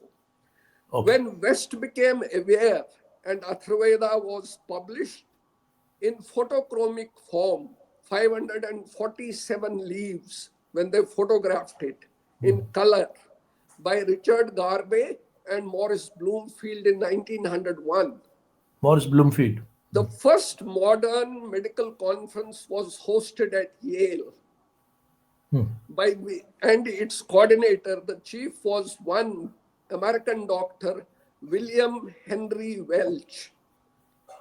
He gave a presentation talk on this Atharveda as the first healing text, hymns of healing text, and those medicinal accounts written in the Medicinal Atharveda. surgery and other things. Yeah. So much Even that, for so, that matter, Chadak, Maharishi Chadak has said Charak, that all my yes, derivations are from Atharveda. yes. Yeah. So much so that the entire congregation of the people who was attending that medical conference at Yale, they were given a copy of the Kashmiri Atharveda. Later, on Welch's recommendation, it was distributed to all medical libraries in America, including those at Washington and Crerar at Illinois in Chicago. Illinois. Now, I'll give you a corollary. I said you about Atharveda, how they refused or how they did.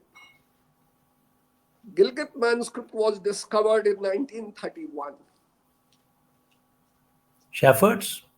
It was discovered accidentally by some cowboys, shepherd boys, Shepherds. who hit a small mound of earth and tumbled out some Structure. circular kind of a thing, and which they broke. There was a stupa, Buddhist stupa, Stupa. inside which there were several votive temples. And this news spread in the small town of Gilgit. Gilgit is a place which is Nopur. surrounded Nopur. Nopur. near Naupur village. I'll Near come Nopur. to that. Many scholars don't call it as Gilgit manuscript. They prefer it to call it Naupur manuscripts because Naupur was the village in Gilgit where these were discovered. Now, Gilgit is surrounded by 3 majestic ranges of hills, the Himalayas, the Karakoram, and the Pamirs. 3 empire borders are connected to Gilgit: the Russian Empire, the Indian Empire, and the Chinese Empire. This is a folio of paper manuscript of Gilgit manuscript on a paper folio. Yes. Now, what happened? In 1931, they were discovered, and there was a lot of commotion. Something very unique and precious has been discovered. So every ignorant fellow rushed to the spot of this discovery and began digging. They dig left and right with their shovels and axes and rods, and in the process damaged many folios and many Oh, covers, painted covers. They were lost forever. Now, whatever was left was ordered by the local wazir. No more digging, everybody should buzz off. He cordoned off the area and collected all this mess and kept in his office. He handed over the custody of these to the local tehsildar. Coincidentally, it was May 1931. Stein arrived in Gilgit on 31st May. A couple of days ago, this bundle of whatever value was discovered. And Stein was returning from his fourth failed expedition of the Chinese Turkestan because the Chinese authorities told that he was a pernicious thief, like we feel that he is looting our heritage and taking it away. They made him to surrender his passport. They made him to surrender all that, archaeological excavations he had made, what and he had told treasure him he had to collected. deposit here in the local, not residence office, some Museum or official, something. Yeah. Chinese official, and he was barehanded. He was बाज sullen. होतोस कशेर Patel होतोस बाज बिचारस. He was sullen, he was gloomy, he was disheartened, he was Oh my God, humiliated. that's And he made a last bit prayer that at least allow me to photograph what all I have found. The Chinese authorities permitted him, and his fourth expedition results only survive today in photographs, not in actual artifacts. So Stein was waiting at Gilgit, waiting for his caravan horses and his personal luggage to arrive in Gilgit. And at the same time, these manuscripts were discovered. oh, he crossed the Gilgit at He the same time. crossed. The local authorities knew about the reputation of Stein, that he is an expert on manuscripts. The Tehsildar, the Wazir, invited him to the office and told him to have a look at these.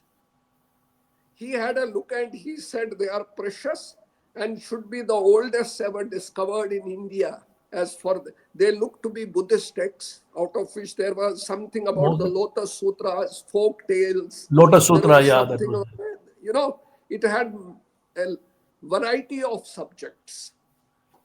Now, birch bark and other things as birch well. bark. At that time, it was birch bark. Paper ones appeared later.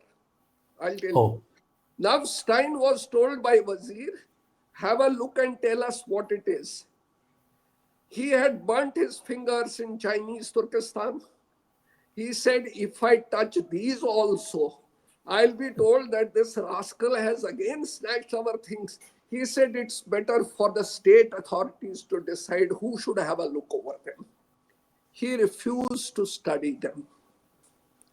But some of the folios which had fallen into the hands of the miscreants in Gilgit, he procured them on some little money and kept with themselves. It was on 24th July 1931, Stein announced to the world about the discovery of Gilgit manuscripts.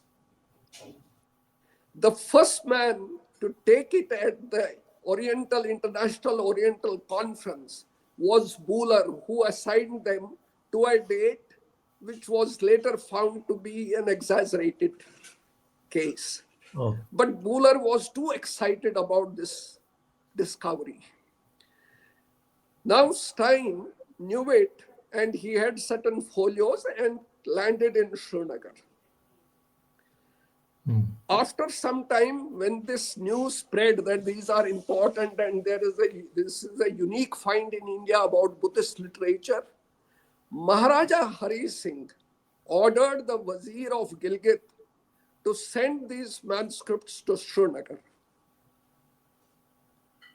In Srinagar, they were locked up in the government storehouse or malkhana or treasury under the care of the Prime Minister Raja Hari Singh, Raja Hari Krishna Kaul. Raja Hari Krishna Kaul. So, Gilgit manuscripts first arrived for custody under lock and key with Raja Hari Krishna Kaul, who was the prime minister. Unfortunately, 1931 happened to be a year of mixed history for Kashmir. On one hand, you discover the greatest treasured volume, and they would have celebrated it. Its fame would have spread, because after it was discovered, all kinds of people started rushing to Gilgit to find more. Many Buddhist scholars came. Many petitions were made to Hari Singh that this should be preserved. It's a world property. Now, once Hari Singh got this inkling, it's a world property, he asked Wazir, send it here and we'll keep it safely. Now, he was an intelligent man, Hari Singh. It was an unfortunate thing that the moment of celebration to announce to the world that we have such a great heritage discovered in Kashmir was marred by the riots of July 31. The Muslim riots, 13th July. 31, the riots. Yeah, because and Stein had announced that was it to against the the world on monarchy, 24th against the July. empirical. So this time period coincided when it should have been a time for celebration. It became time of chaos in Kashmir, particularly in Srinagar. So priority to do something with Gilgit manuscripts went to the back burner, and the authorities got busy with restoring peace and order. Naturally, it was an For administration. next 6 years, these remained locked up in the Prime Minister's office. And once the riot settled down, Raja Hari Krishna Kaul, the Prime Minister, was exhausted and drained so much that he was on the verge of health breakdown. He applied for Raja Hari Krishna Kaul tackling the riots. It had a very serious effect on his health. Hurricane effect. Yeah. And he applied for leave. Hari Singh granted the leave, but said him, I will leave you only once I am able to find an alternative for your leave vacancy. If you are going on leave, somebody must discharge the duties of the Prime Minister. Hari Singh located Elliot James Dowell Colvin, EJD Colvin, of the British political office, and he picked him up as the Prime Minister. Knowing about Gilgit manuscripts, Raja Hari Krishna Kaul told Colvin that this is the find. I will do something about and pass instruction what needs to be done to it. So Raja Hari Krishna Kaul, while enjoying his leave in Jammu in early 1932, sent a request to Stein that since you are in Srinagar, why don't you have some more detailed look at the Gilgit manuscripts and tell me what needs to be done. A month later, Hari Krishna Kaul receives a letter.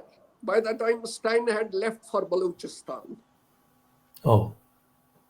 He receives a letter in 1932 from Stein saying, my proposal to Gilgit manuscript says that you sent it to the French scholar and my friend, Professor Selwyn Levy.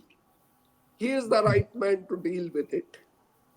The reason for this was that even before Gilgit manuscripts were discovered, the world knew about its existence from various translations prepared earlier, from Chinese translations.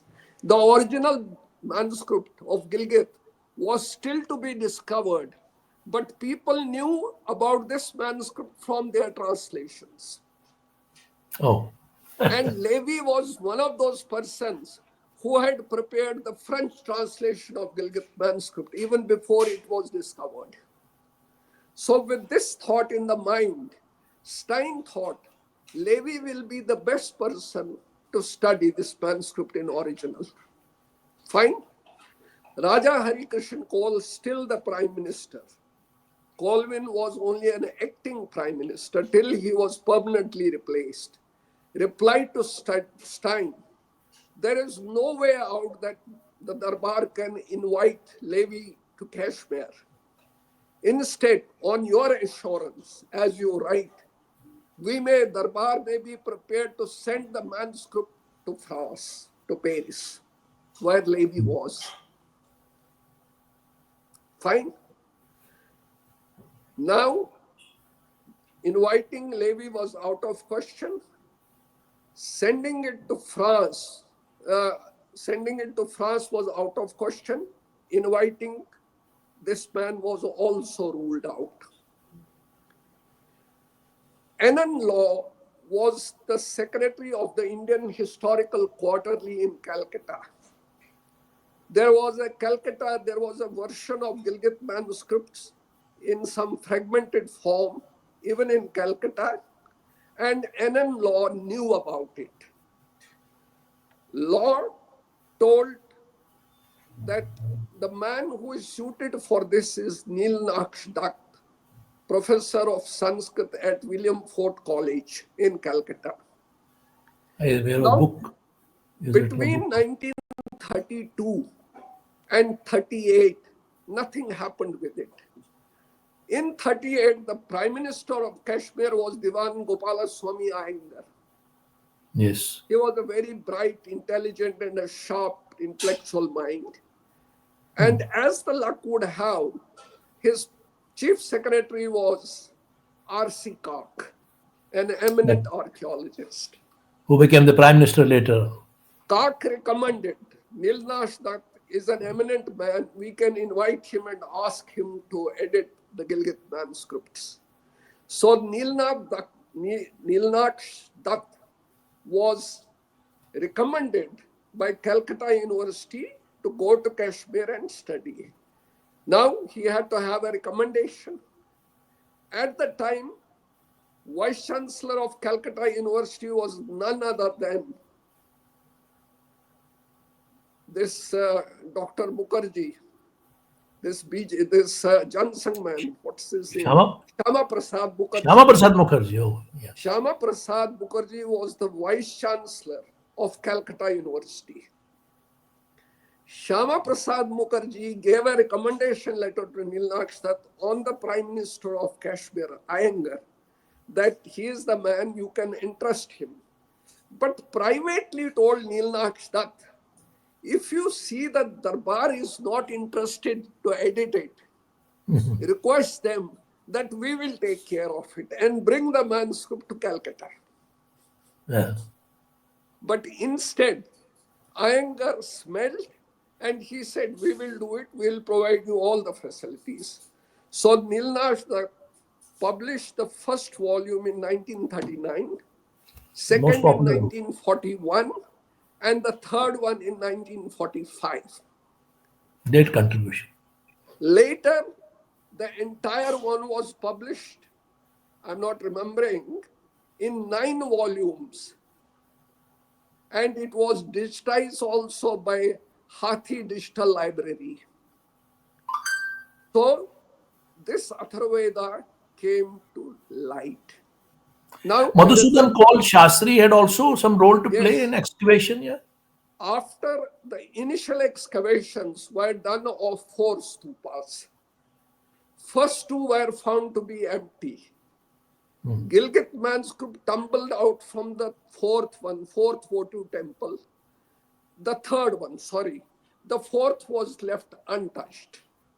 When this all initiative to edit Gilgit manuscripts came, the state authorities entrusted now Superintendent of Archaeology and Library and Archives, Madhusudan Kaul Shastri, to go to Gilgit and dig for more. What he digged were some paper manuscripts. Now, we must know that paper is the invention of Chinese. Yes. And these are Buddhist texts. So obviously, the paper also came from China when these texts might have been written in Gilgit. Then Stein also asserts that even though the people of Gilgit had converted to Islam, but they had buried their relics of their past religion, of which they were still proud. Why would the Muslims have dumped it into the ground, these Buddhist relics, since they were converts, but still had respect for their Or their past heritage. It is the religious heritage. It beliefs, has nothing to do with the heritage? religion. So it were the paper manuscripts which were discovered by Madhusudan Kol Shastri. And now I'll correlate it with little with Atharveda. How did it land up into Benjet? And how did Gilgit Before that, I like to say in the context, I mean, this is a basically manuscript from the 6th to 8th century, as they say, AD. Yes, yes. And they said that Patola Shahi was there. They were the rulers at that time. They patronized it, and they played a great role in this. I mean, Patolas in Gilgit those times? Patola Shahi, yes. Not Patola, sorry. I'm very sorry. Palola Shahi. Palola Shahi. Actually, I don't know. I mean, Could I be. just I'm read it not in the aware morning. of that. It is Patola Shahi. Patola Shahi is also known as Palola Shahi. Patola and Palola, they are, I mean, synonymous with each other. Okay. I'm aware of the small history of the manuscript rather than the history of the times. Yes. Yeah, please. Now, That was what just a tribute to the king. I mean, in 47, when Pakistani tribal raid happened, Government of India and particularly Pandit Nehru, who knew about the importance of this treasure of Indian heritage, he asked Sheikh Abdullah that send it for safety reasons to Delhi. We never know what the raiders will destroy. will do, yeah. Nehru never ever wanted that this cultural relic of India's rich past should anyway be harmed by war.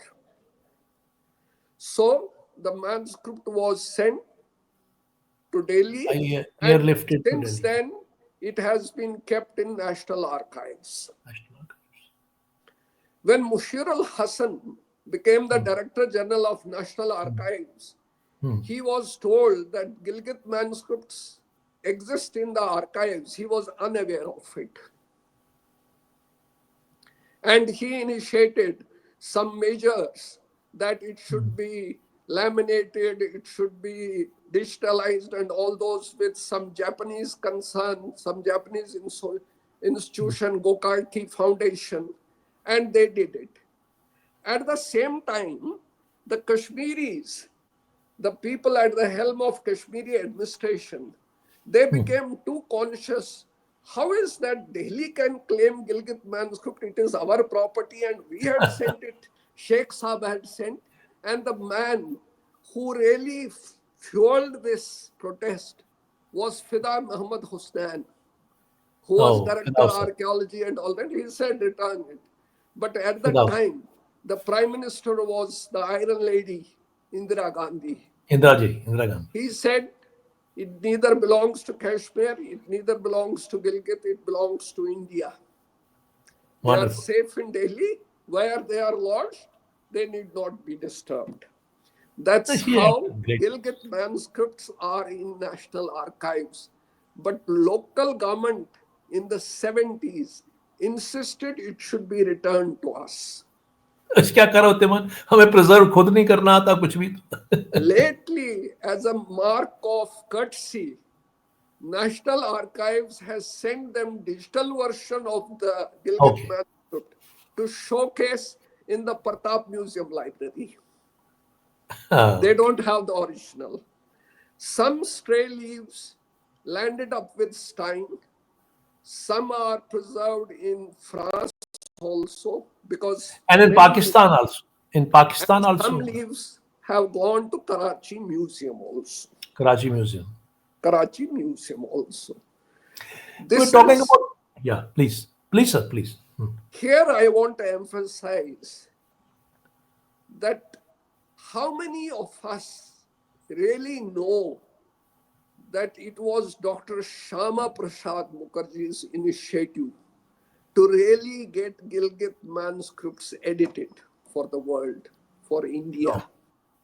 Oh, In that's so. 2000 and 2006 or 7, India put up a proposal before UNESCO to include two manuscripts in the World Memory Register. One was Gilgit manuscript and one was Rig Veda, which Buller had discovered and sent it to Max Muller. UNESCO agreed for Rig Veda manuscript as having gone into the recognition of World Memory Register, but they did not do the same honor to Gilgit manuscript. But Government of India as an alternate under its National Manuscript Mission program included in 46 precious manuscripts of India under the core name of Vijjan, what is called as treasure. I don't know. There's a Sanskrit word out there. Yeah. Intangible treasure of India. I'm forgetting the Hindi or the Sanskrit word for There is some Vijjan Sanskrit Nidhi. word. Vijjan Nidhi. Nidhi Nidhi, means Nidhi. treasure. So it is listed in the 46 rarest of rare manuscripts of India. But And somehow it is also one of the first and earliest surviving manuscript of India. it's the oldest manuscript Oldest, discovered in India. earliest. Yeah. It's the earliest Buddhist manuscript discovered in India. Most of the Buddhist manuscripts were discovered in China, in Japan, in Cambodia, in Ceylon, like that. And it's a paradox that it were the Kashmiri Pandits who took Buddhist texts to these Southeast Asian countries. Yes. But strangely, we have no manuscript of Buddhist texts which has been unearthed in Kashmir. We don't have, except for the Gilgit manuscript. So, in a way, We'll talk about this language and script. It is said that this what is Brahmi and Sanskrit Brahmi and that and evolved early Gupta period, early Gupta. Yeah. which modified eventually into Sharda, Hmm. which transmigorphed, Yes. Yes. the journey of the script from early Brahmi to Gupta period, what was called as Gupta alphabet, and then it evolved into the normal Sharda. So there There is one line I want. I read it in the morning. Italian scholar Giuseppe Tocci. You must be done. Yeah, he secured another small group of manuscripts in 1950, obtained it from a vendor in Rawalpindi. He presented it to the Karachi Museum. No? You're talking about Yes. Tucci also collected it. No correct. doubt about it. Now But again there, here, we must appreciate Stein's role about Gilgit manuscripts. He was the man who brought it to the knowledge of the world what the treasure is discovered. Had he Doctor, not, should we? It is you are a treasure trove yourself. I wanted to continue, and I should have done it in the series rather. But anyway, I'll get it's like that. briefly to It's like Lok that greedy Prakasha and person who then we wants can all bring the out. eggs one day. All the eggs. I'll Yeah. just go in 10 minutes, 5 minutes time to Lok Prakasha and wind Lok up. Prakash, I want to come. Yeah. It's 1905 and 6. In 1898, Stein had purchased the manuscript of Loka Prakasha, which was written in the hand of Ratnakant Dadu sir. Rajpal, the fast writer, who had also written the Rajtarangni. Stein went for his second expedition between 1906 and 1908. Sahasbhat was his close contemporary colleague in Kashmir, Pandit Sahasbhat Wangu of Ganpatiyar. By this time, he had retired. He was an old man and had been working as a copyist in the local government. Yes, government. at rupees 12 per month salary. 12 per month. Stein felt somewhere cheated.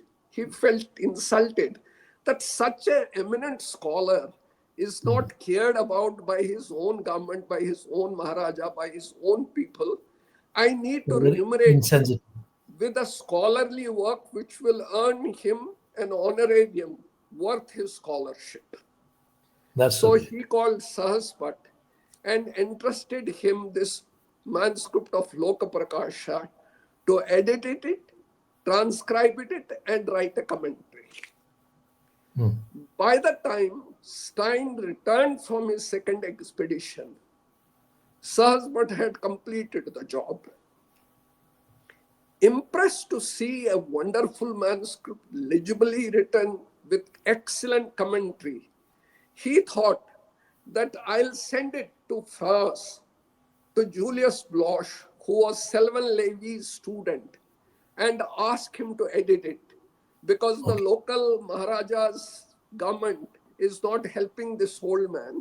Better you do it, and it will also give him some deserving honorarium. Relation, yeah. So Stein sent Sahaspat's edited and commentated version of Lokaprakasha to Julius Bloch in 1912. First parts of it passed the press. Soon came World War I, 1913, and the further publication was stopped because Europe faced recession. Who would fund it? At that time, 1 Indian rupee was equivalent to 2,000 French francs. 1 Indian rupee. My That was the level of recession in France. Now, this left incomplete and unfinished, and the manuscript lay with Bibliotheca Paris, which was looked after by Julius Bloch for some time and Selvan Levy. Till 1920. In 1911, Sahaspat expired. So the whole matter closed. fell into the cold store.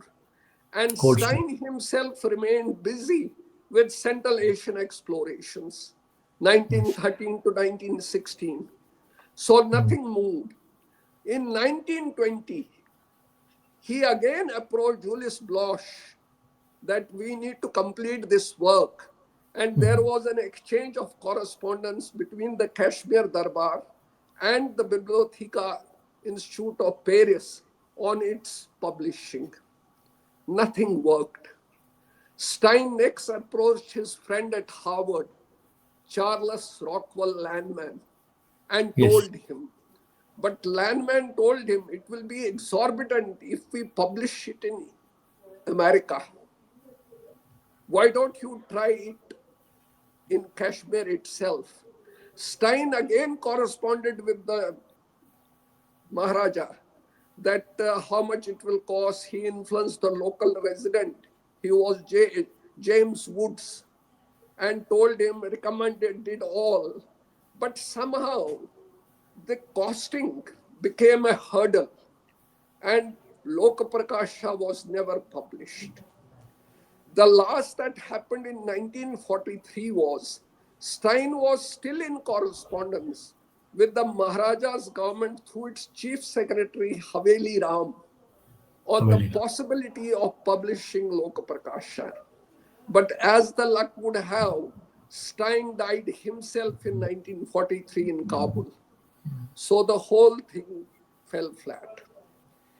It was only in 2018, Harvard Sanskrit scholar Michael Witzel procured this manuscript from Paris and published it under Harvard Oriental series. But it's still not a printed version.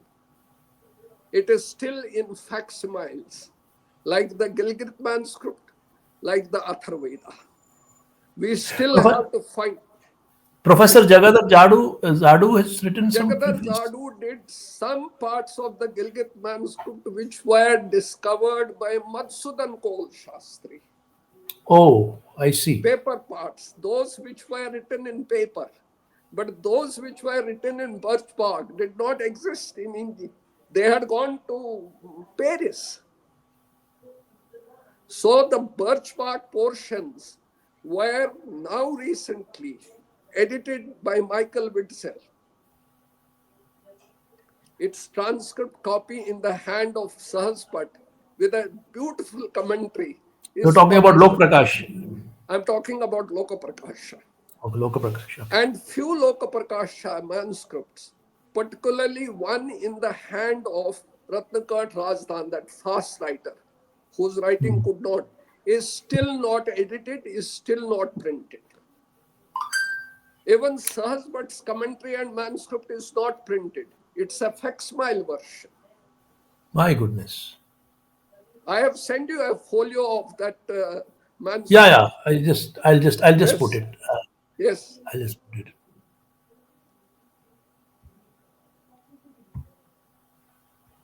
This is one of the manuscript folios of Lokaprakasha. But this is not the one from Ratnakart's hand. This is the It's later from copy, prepared by somebody who I don't know. there is one thing more which Jagadhar Jadu says preface that there is a concocted what we call a Shaminder who doesn't belong to 11th century.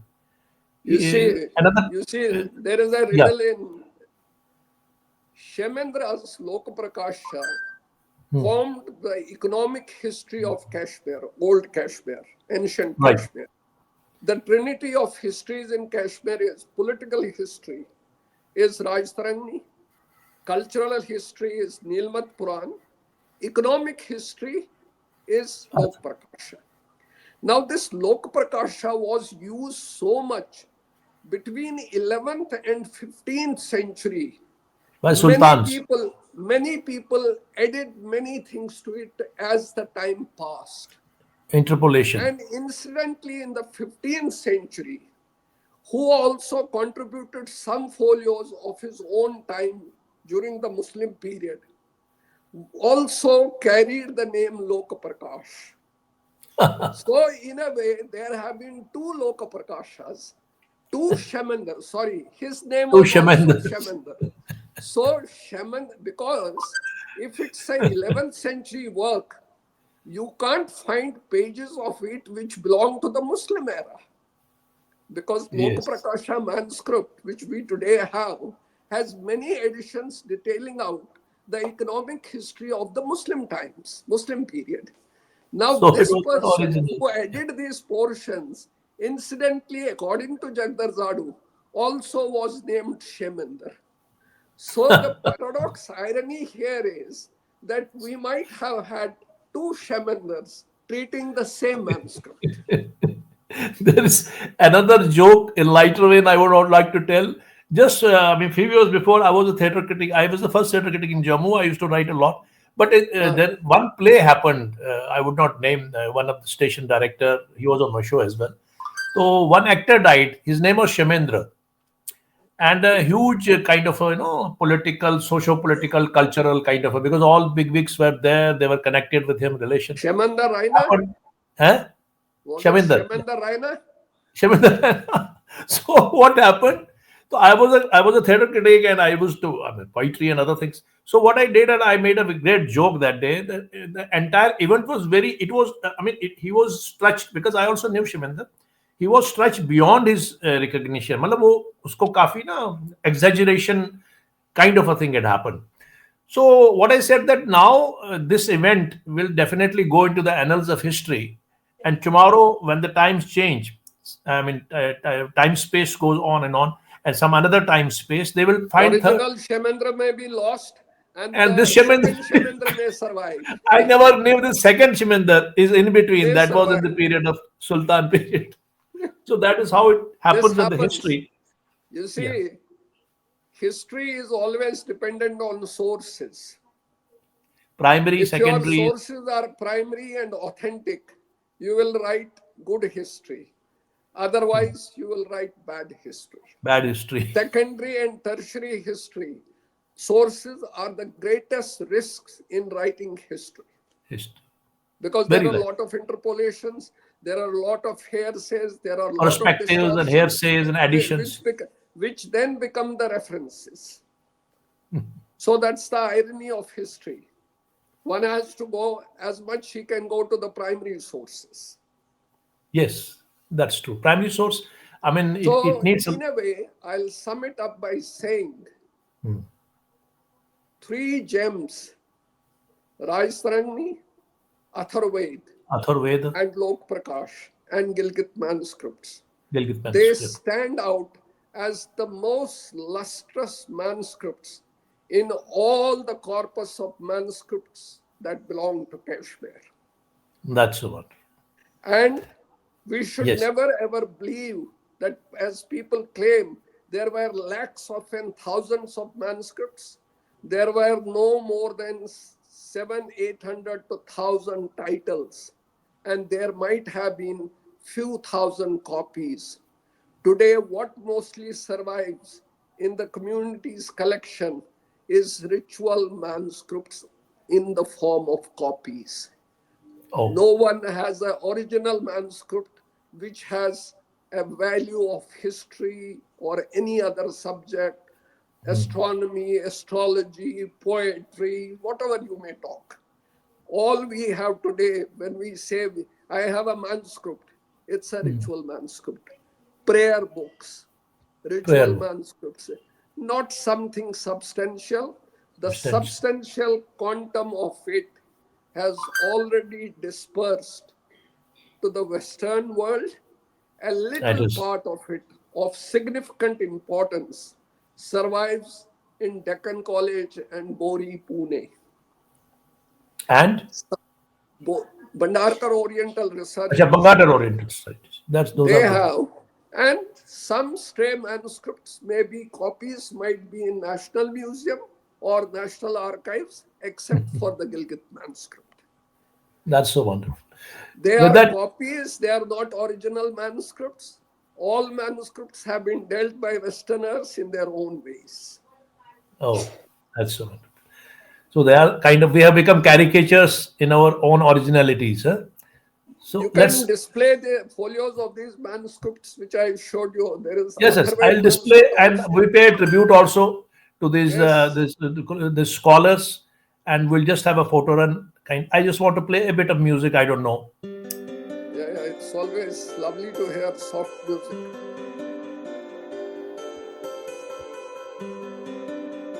You can speak in between. Yes, light music. This is copy of the Rajtarangni manuscript prepared by Govind Paul, now lying Govind in Paul. Oxford University. It was displayed in their 400-year celebration. This copy, this folio of the Oxford Beautiful. University, written in hand of Govind Paul, and it's one of the collations which he prepared for Stein before Stein got Codex Archetypus, the original copy. Wonderful. This is Loka a Prakash. folio of the Loka Prakasha. Now, probably in Harvard University, Howard. because Harvard Oriental Series has put it in their volume. So obviously they must be possessing. This is paper Gilgit. manuscript folio of Gilgit manuscripts.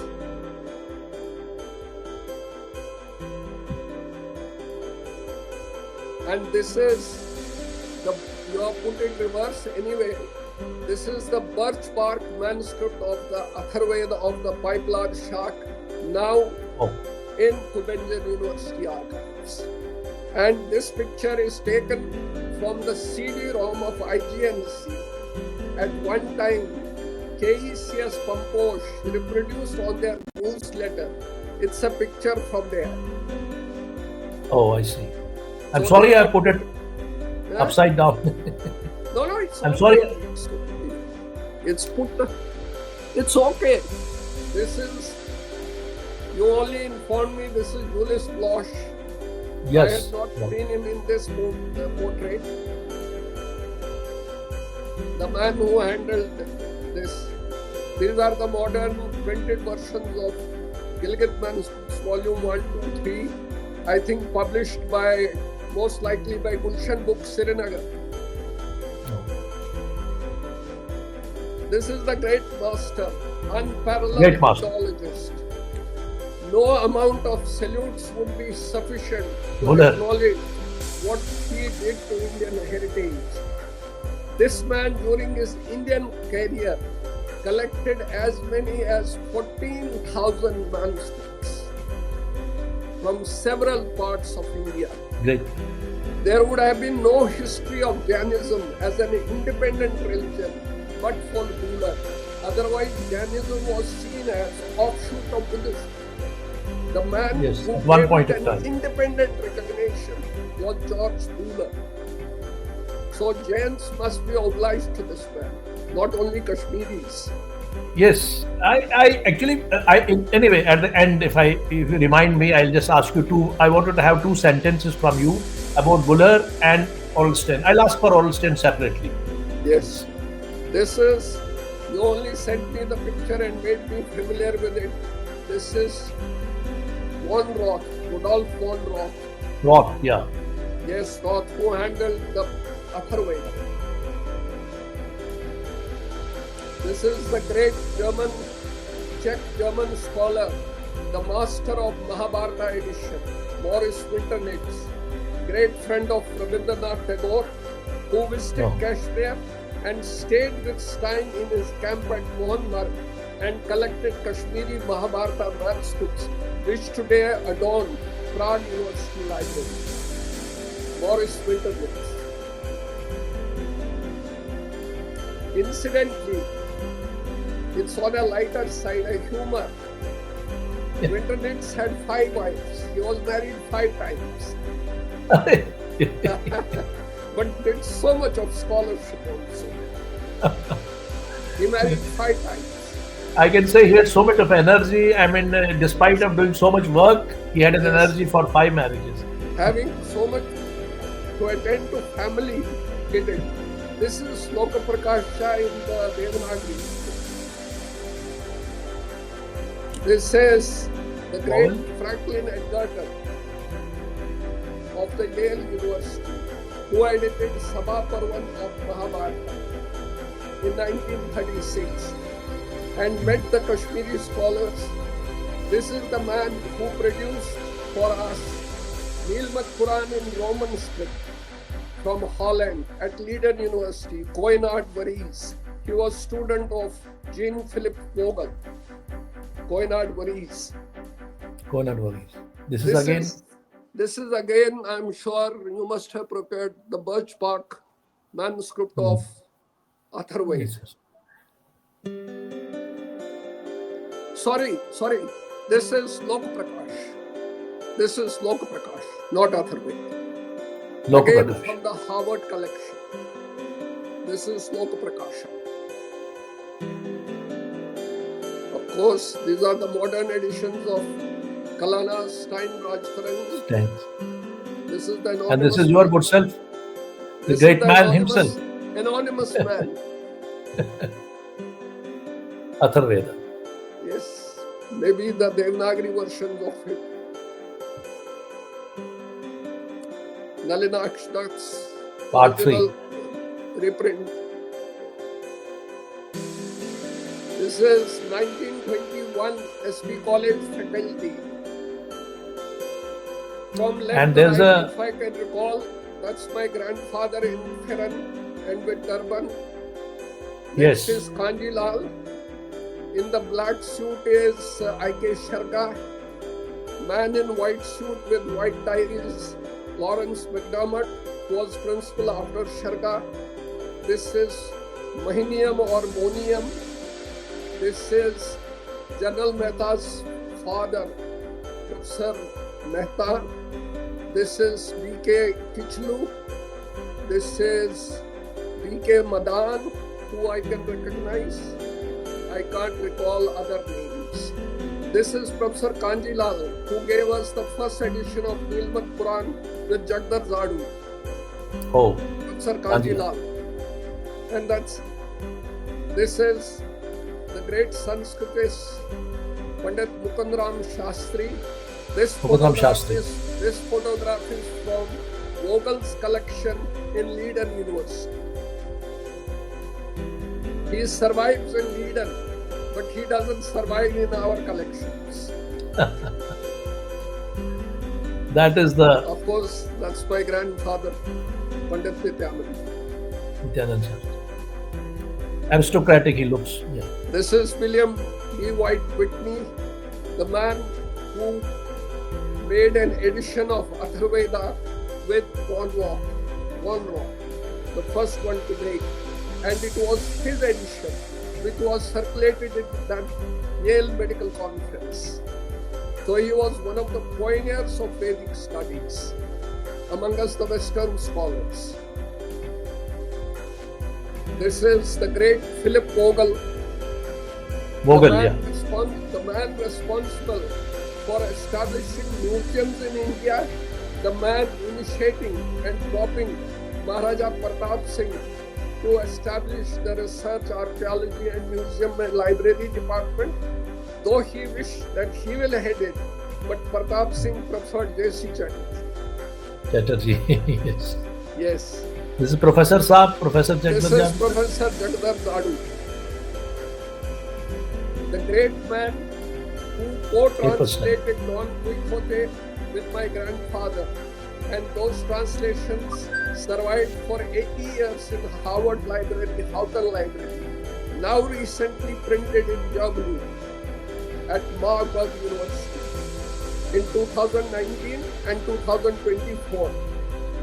Fortunately, I had the opportunity offered to me to write a brief introduction to the Kashmiri translation. It's published by Marburg University under Pune Indological Series. Very recently, there was a function. You were also a part. Somebody asked me. Also, he rang me up, and he had translated. It was released at the Spanish Embassy at Institute of Cervantes in New Delhi. Okay. That is Kashmiri and Sanskrit translations of Don Quixote, 17th century Spanish classic. Cervantes' classic. Spanish classic, yes. That is the first translation, Sanskrit. The great one. In fact, this translation is probably the greatest recognition to Kashmiri language. The world's greatest book has a translation in Kashmiri language. That's so great. Kashmiri language, its greatest honor. This is the great Harvard Sanskritist of his age, incomparable, Charles Rockwell Landman, with whom Stein corresponded to get Lokapakasha published.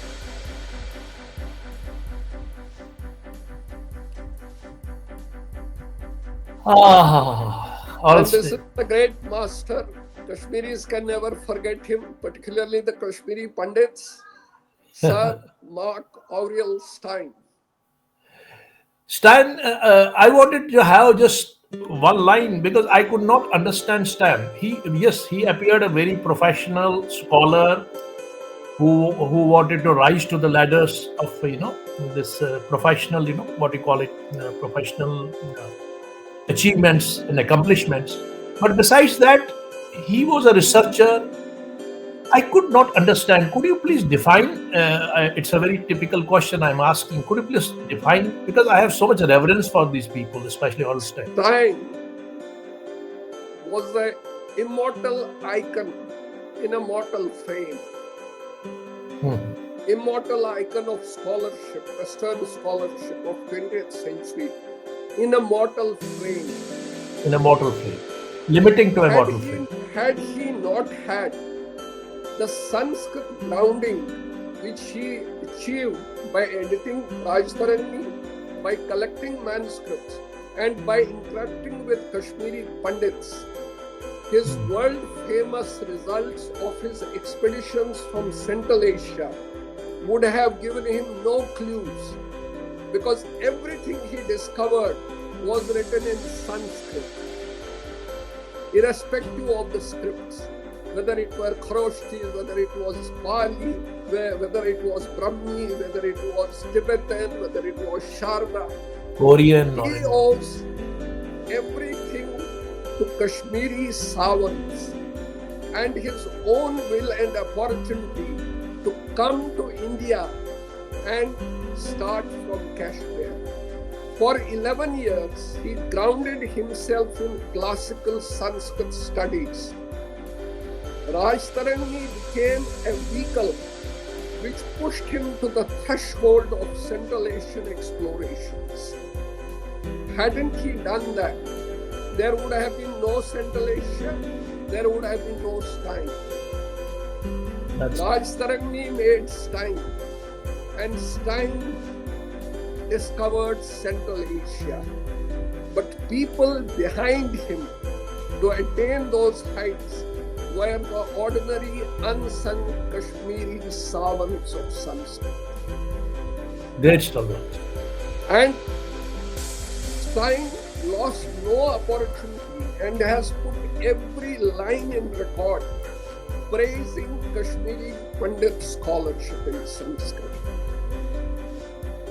Buller has left no opportunity to praise each one by name. I heard that. I have a book of mine.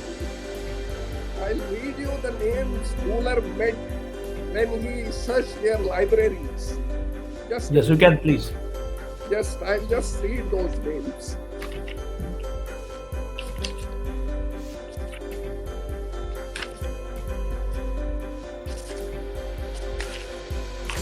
One second.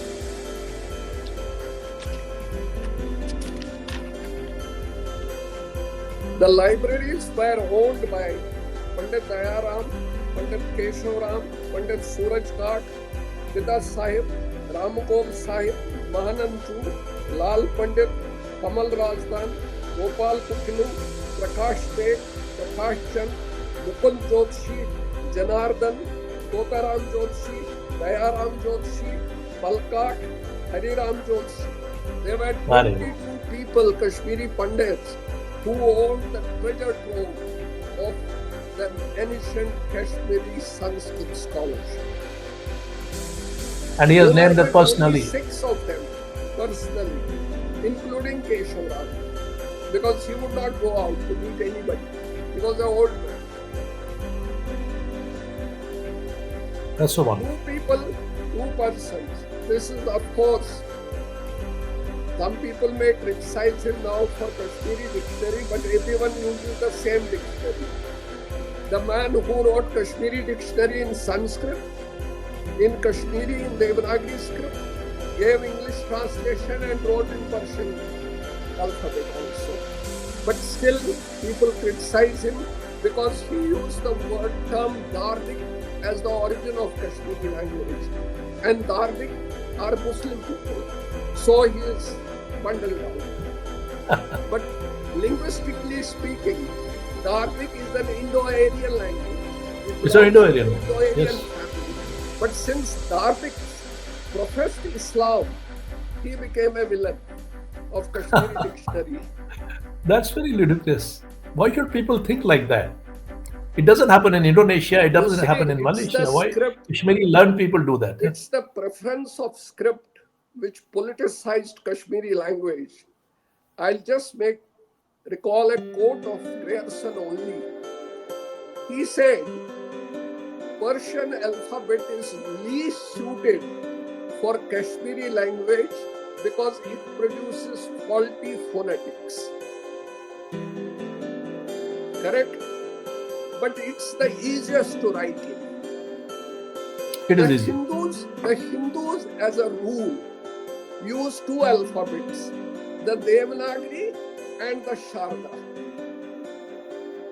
But each one is a law unto himself.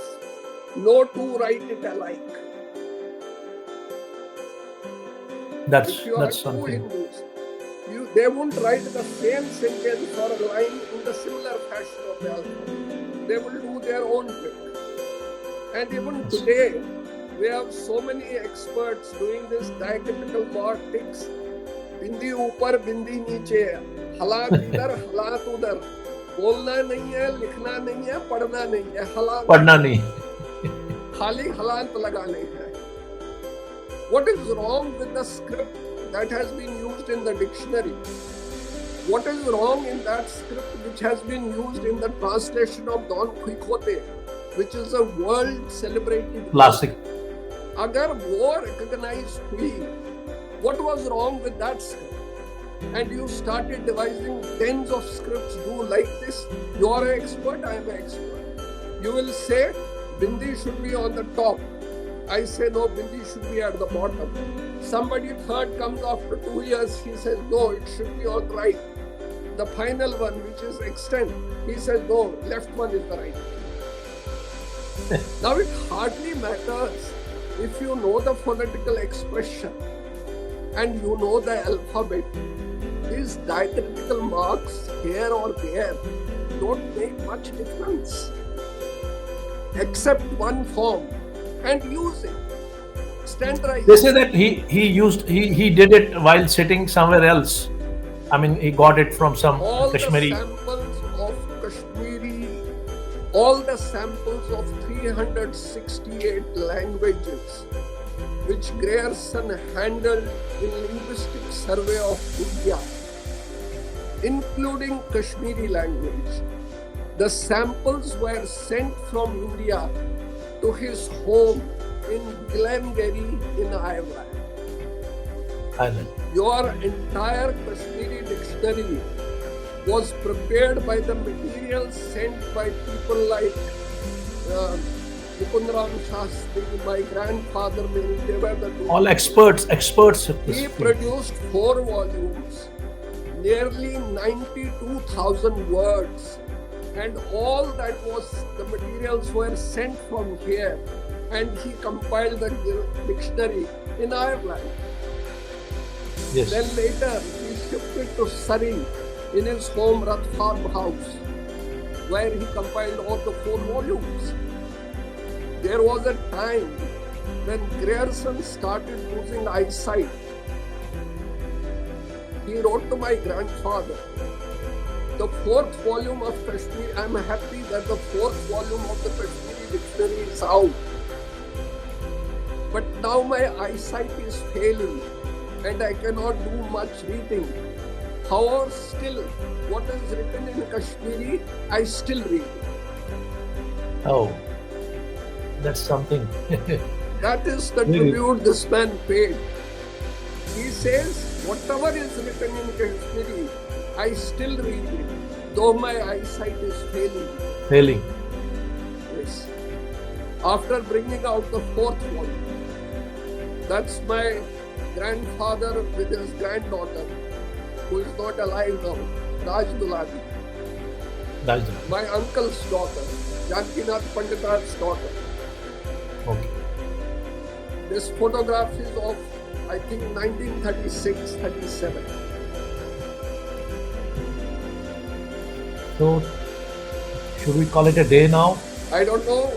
Did I justify this conversation, or your viewers will No, like it? It was a great delight, every moment, every second, and the little I could share, or I knew, I made my best effort. It is wonderful. To bring a context of these manuscripts.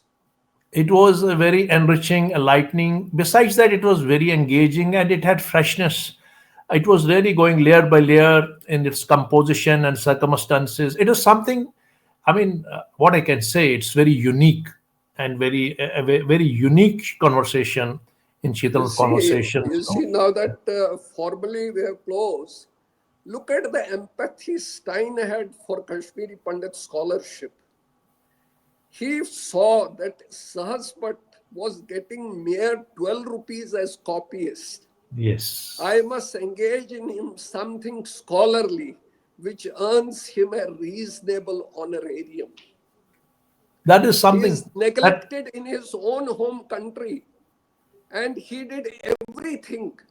While his interest was, he had moved out from classical studies. He was a man in Central Asia, an explorer, an archaeologist. an excavator, but still he had his heart in Kashmiri scholarship and wanted to do everything for these Kashmiri Pandits and for their work. That's a great salutation. He I wrote to mean, the resident, he wrote to the resident how unfortunate it would be that they would know that he is dying uncared in his home country and is being honored in a foreign country. Do something for him. It will be a shame. These are Stein's words to my Resident Woods goodness. about Sahaspat. You defined him very right, an immortal man in mortal frame. An immortal icon of Western scholarship of 20th century in a mortal frame. Probably he might have been a Kashmiri in the previous lives. That I said in one of my previous Yes, you said in the interactions with previous one. you that I have a feeling that he would have been a Kashmiri in his previous birth. Stein is a reincarnation of a Kashmiri Pandit. That's my gut feeling. Thank you. No With one the, do, with a no with, one with a could do so much. salutation and veneration to such great servant, especially the Google and this Stan, and I Jugalji, think we will it's not to earn praise. Stein is taught every day in our home. really. And Stein's photograph in my home is besides my grandfather's photograph also. That's so much.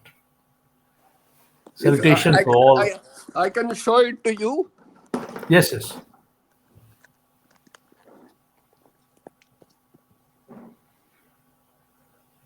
Is it visible? Yes, it's not exactly. You can just tilt it down upward. Yeah, upward, upward, a bit more upward, upward. Yes, yes, yes. I can see I'm there. Yeah, On my right is Stein, on my left is my grandfather. that's so great. Wonderful, sir. Wonderful. With that great note and memories of those great personalities, I mean, who must be our heroes. They say that a civilization survives because of its heroes, heroes of the I, past, I think and our home must be the only Kashmiri Pandit home to have a Stein picture on their shelf. yes, you're very much privileged because you're grandson of the Yeah, Nityanand, Professor Nityanand because of lot Shastri. of contact. Yes, Lot of contacts. a Thank you very legacy much. to. You came, I'm grateful apna. to your viewers. I'm grateful to you for the opportunity. You have been partisan in repeating me to appear on your show. No, no. I mean, And as a it result, was. more eminent people must have cursed me. I think. You deserved it more than I deserved it, to be No, on no, your I show don't think this so. moment. But I feel practically this is a great addition to the Shidanath conversations, and certainly I'm here just for the purpose of I've conducted this whole series for the You have purpose done of. a remarkable work for posterity. And I know this is going to survive because it's digital.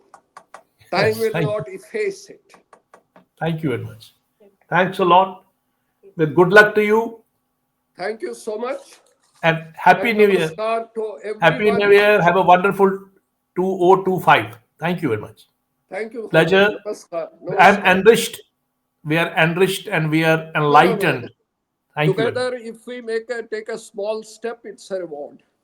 Thanks a lot. Without Thank you you, very much. this would not have happened. I would not have Yes. got the opportunity. So everything happens in collaboration. If you have to go far, you must go together. If you have to go to some distance, walk alone. Walk alone. That's another wisdom you are adding to my letter. Thanks a lot. Pleasure, Namaskar. pleasure. Good Namaskar. luck. Thank you Best so wishes. much. Happy New Year. Thank you very Thank much. you. Same to you. Same to your all viewers. Thanks a lot. So, that was Professor Dr. Surendranath Pandita. And I have told you it would be a very great and engaging and unparalleled session. Every bit of it was engaging. He was so enriching and so web up the entire process of research of these manuscripts, which are rare and which make us proud as a Kashmiri. And when I talk about Kashmiri, Kashmiris or all Kashmiris, irrespective of caste, creed, color, religion, because it is not our combined, it is the heritage of every Kashmiri. So I think the personalities and scholars like Surendranath Pandita are very rare, and it gives me a great heart. I felt that today I have contributed something wonderful to this the whole the the series of Sheetalnath conversations. So I'm really delighted, and I feel very happy. And I think you must have all enjoyed this whole session. And I wanted to just depart before I wanted to just give you a bit of what you call it poetry. Another poem from this Atal Bihari Vajpayee ji. Sorry, I'm searching for these lines. I don't remember it now. It was once upon a time I used to remember it very well. So again, I'm just putting it here and I'm just reciting for you. Happy New Year to everyone, and being part of this great show with such a great scholar, who such an engaging scholar. And Vajpayee's lines, with the Vajpayee's lines, I would like to depart, and that is, Ek baras beet gaya. जुलसाता जेठ मास शरद चांदनी उदास, जुलसाता जेठ मास शरद चांदनी उदास, सिसकी बरते सावन का अंतर्गत रीत गया, एक बरस बीत गया। सींकचू में सिमट जग, सींकचू में सिमटा जग, किंतु विकल प्राण विहग, सींकचू में सिमटा जग, किंतु विकल प्राण विहग, धरती से अंबर तक गूंज मुक्ति गीत गया, एक बरस बीत गया। पथ निहारते नयन, पथ निहारते नयन, गिनते दिन पल छिन, लौट कभी आएगा मन का जो मीत गया, एक बरस बीत गया। Thank you very much. Good night, शब खैर, जय Hind, and happy New Year to everyone. Thanks a lot. It was a great pleasure to be with you, and this year was very very effective in and very enriching, and we got many wonderful conversations. And I think the last conversation of this entire year is something which we really cherish, and which will remain in the archives for the seekers, for the researchers, to make us understand how deep the study of research actually is, and how great our legacy, our heritage is. Thank you very much. I'm ending this recording here. Good night.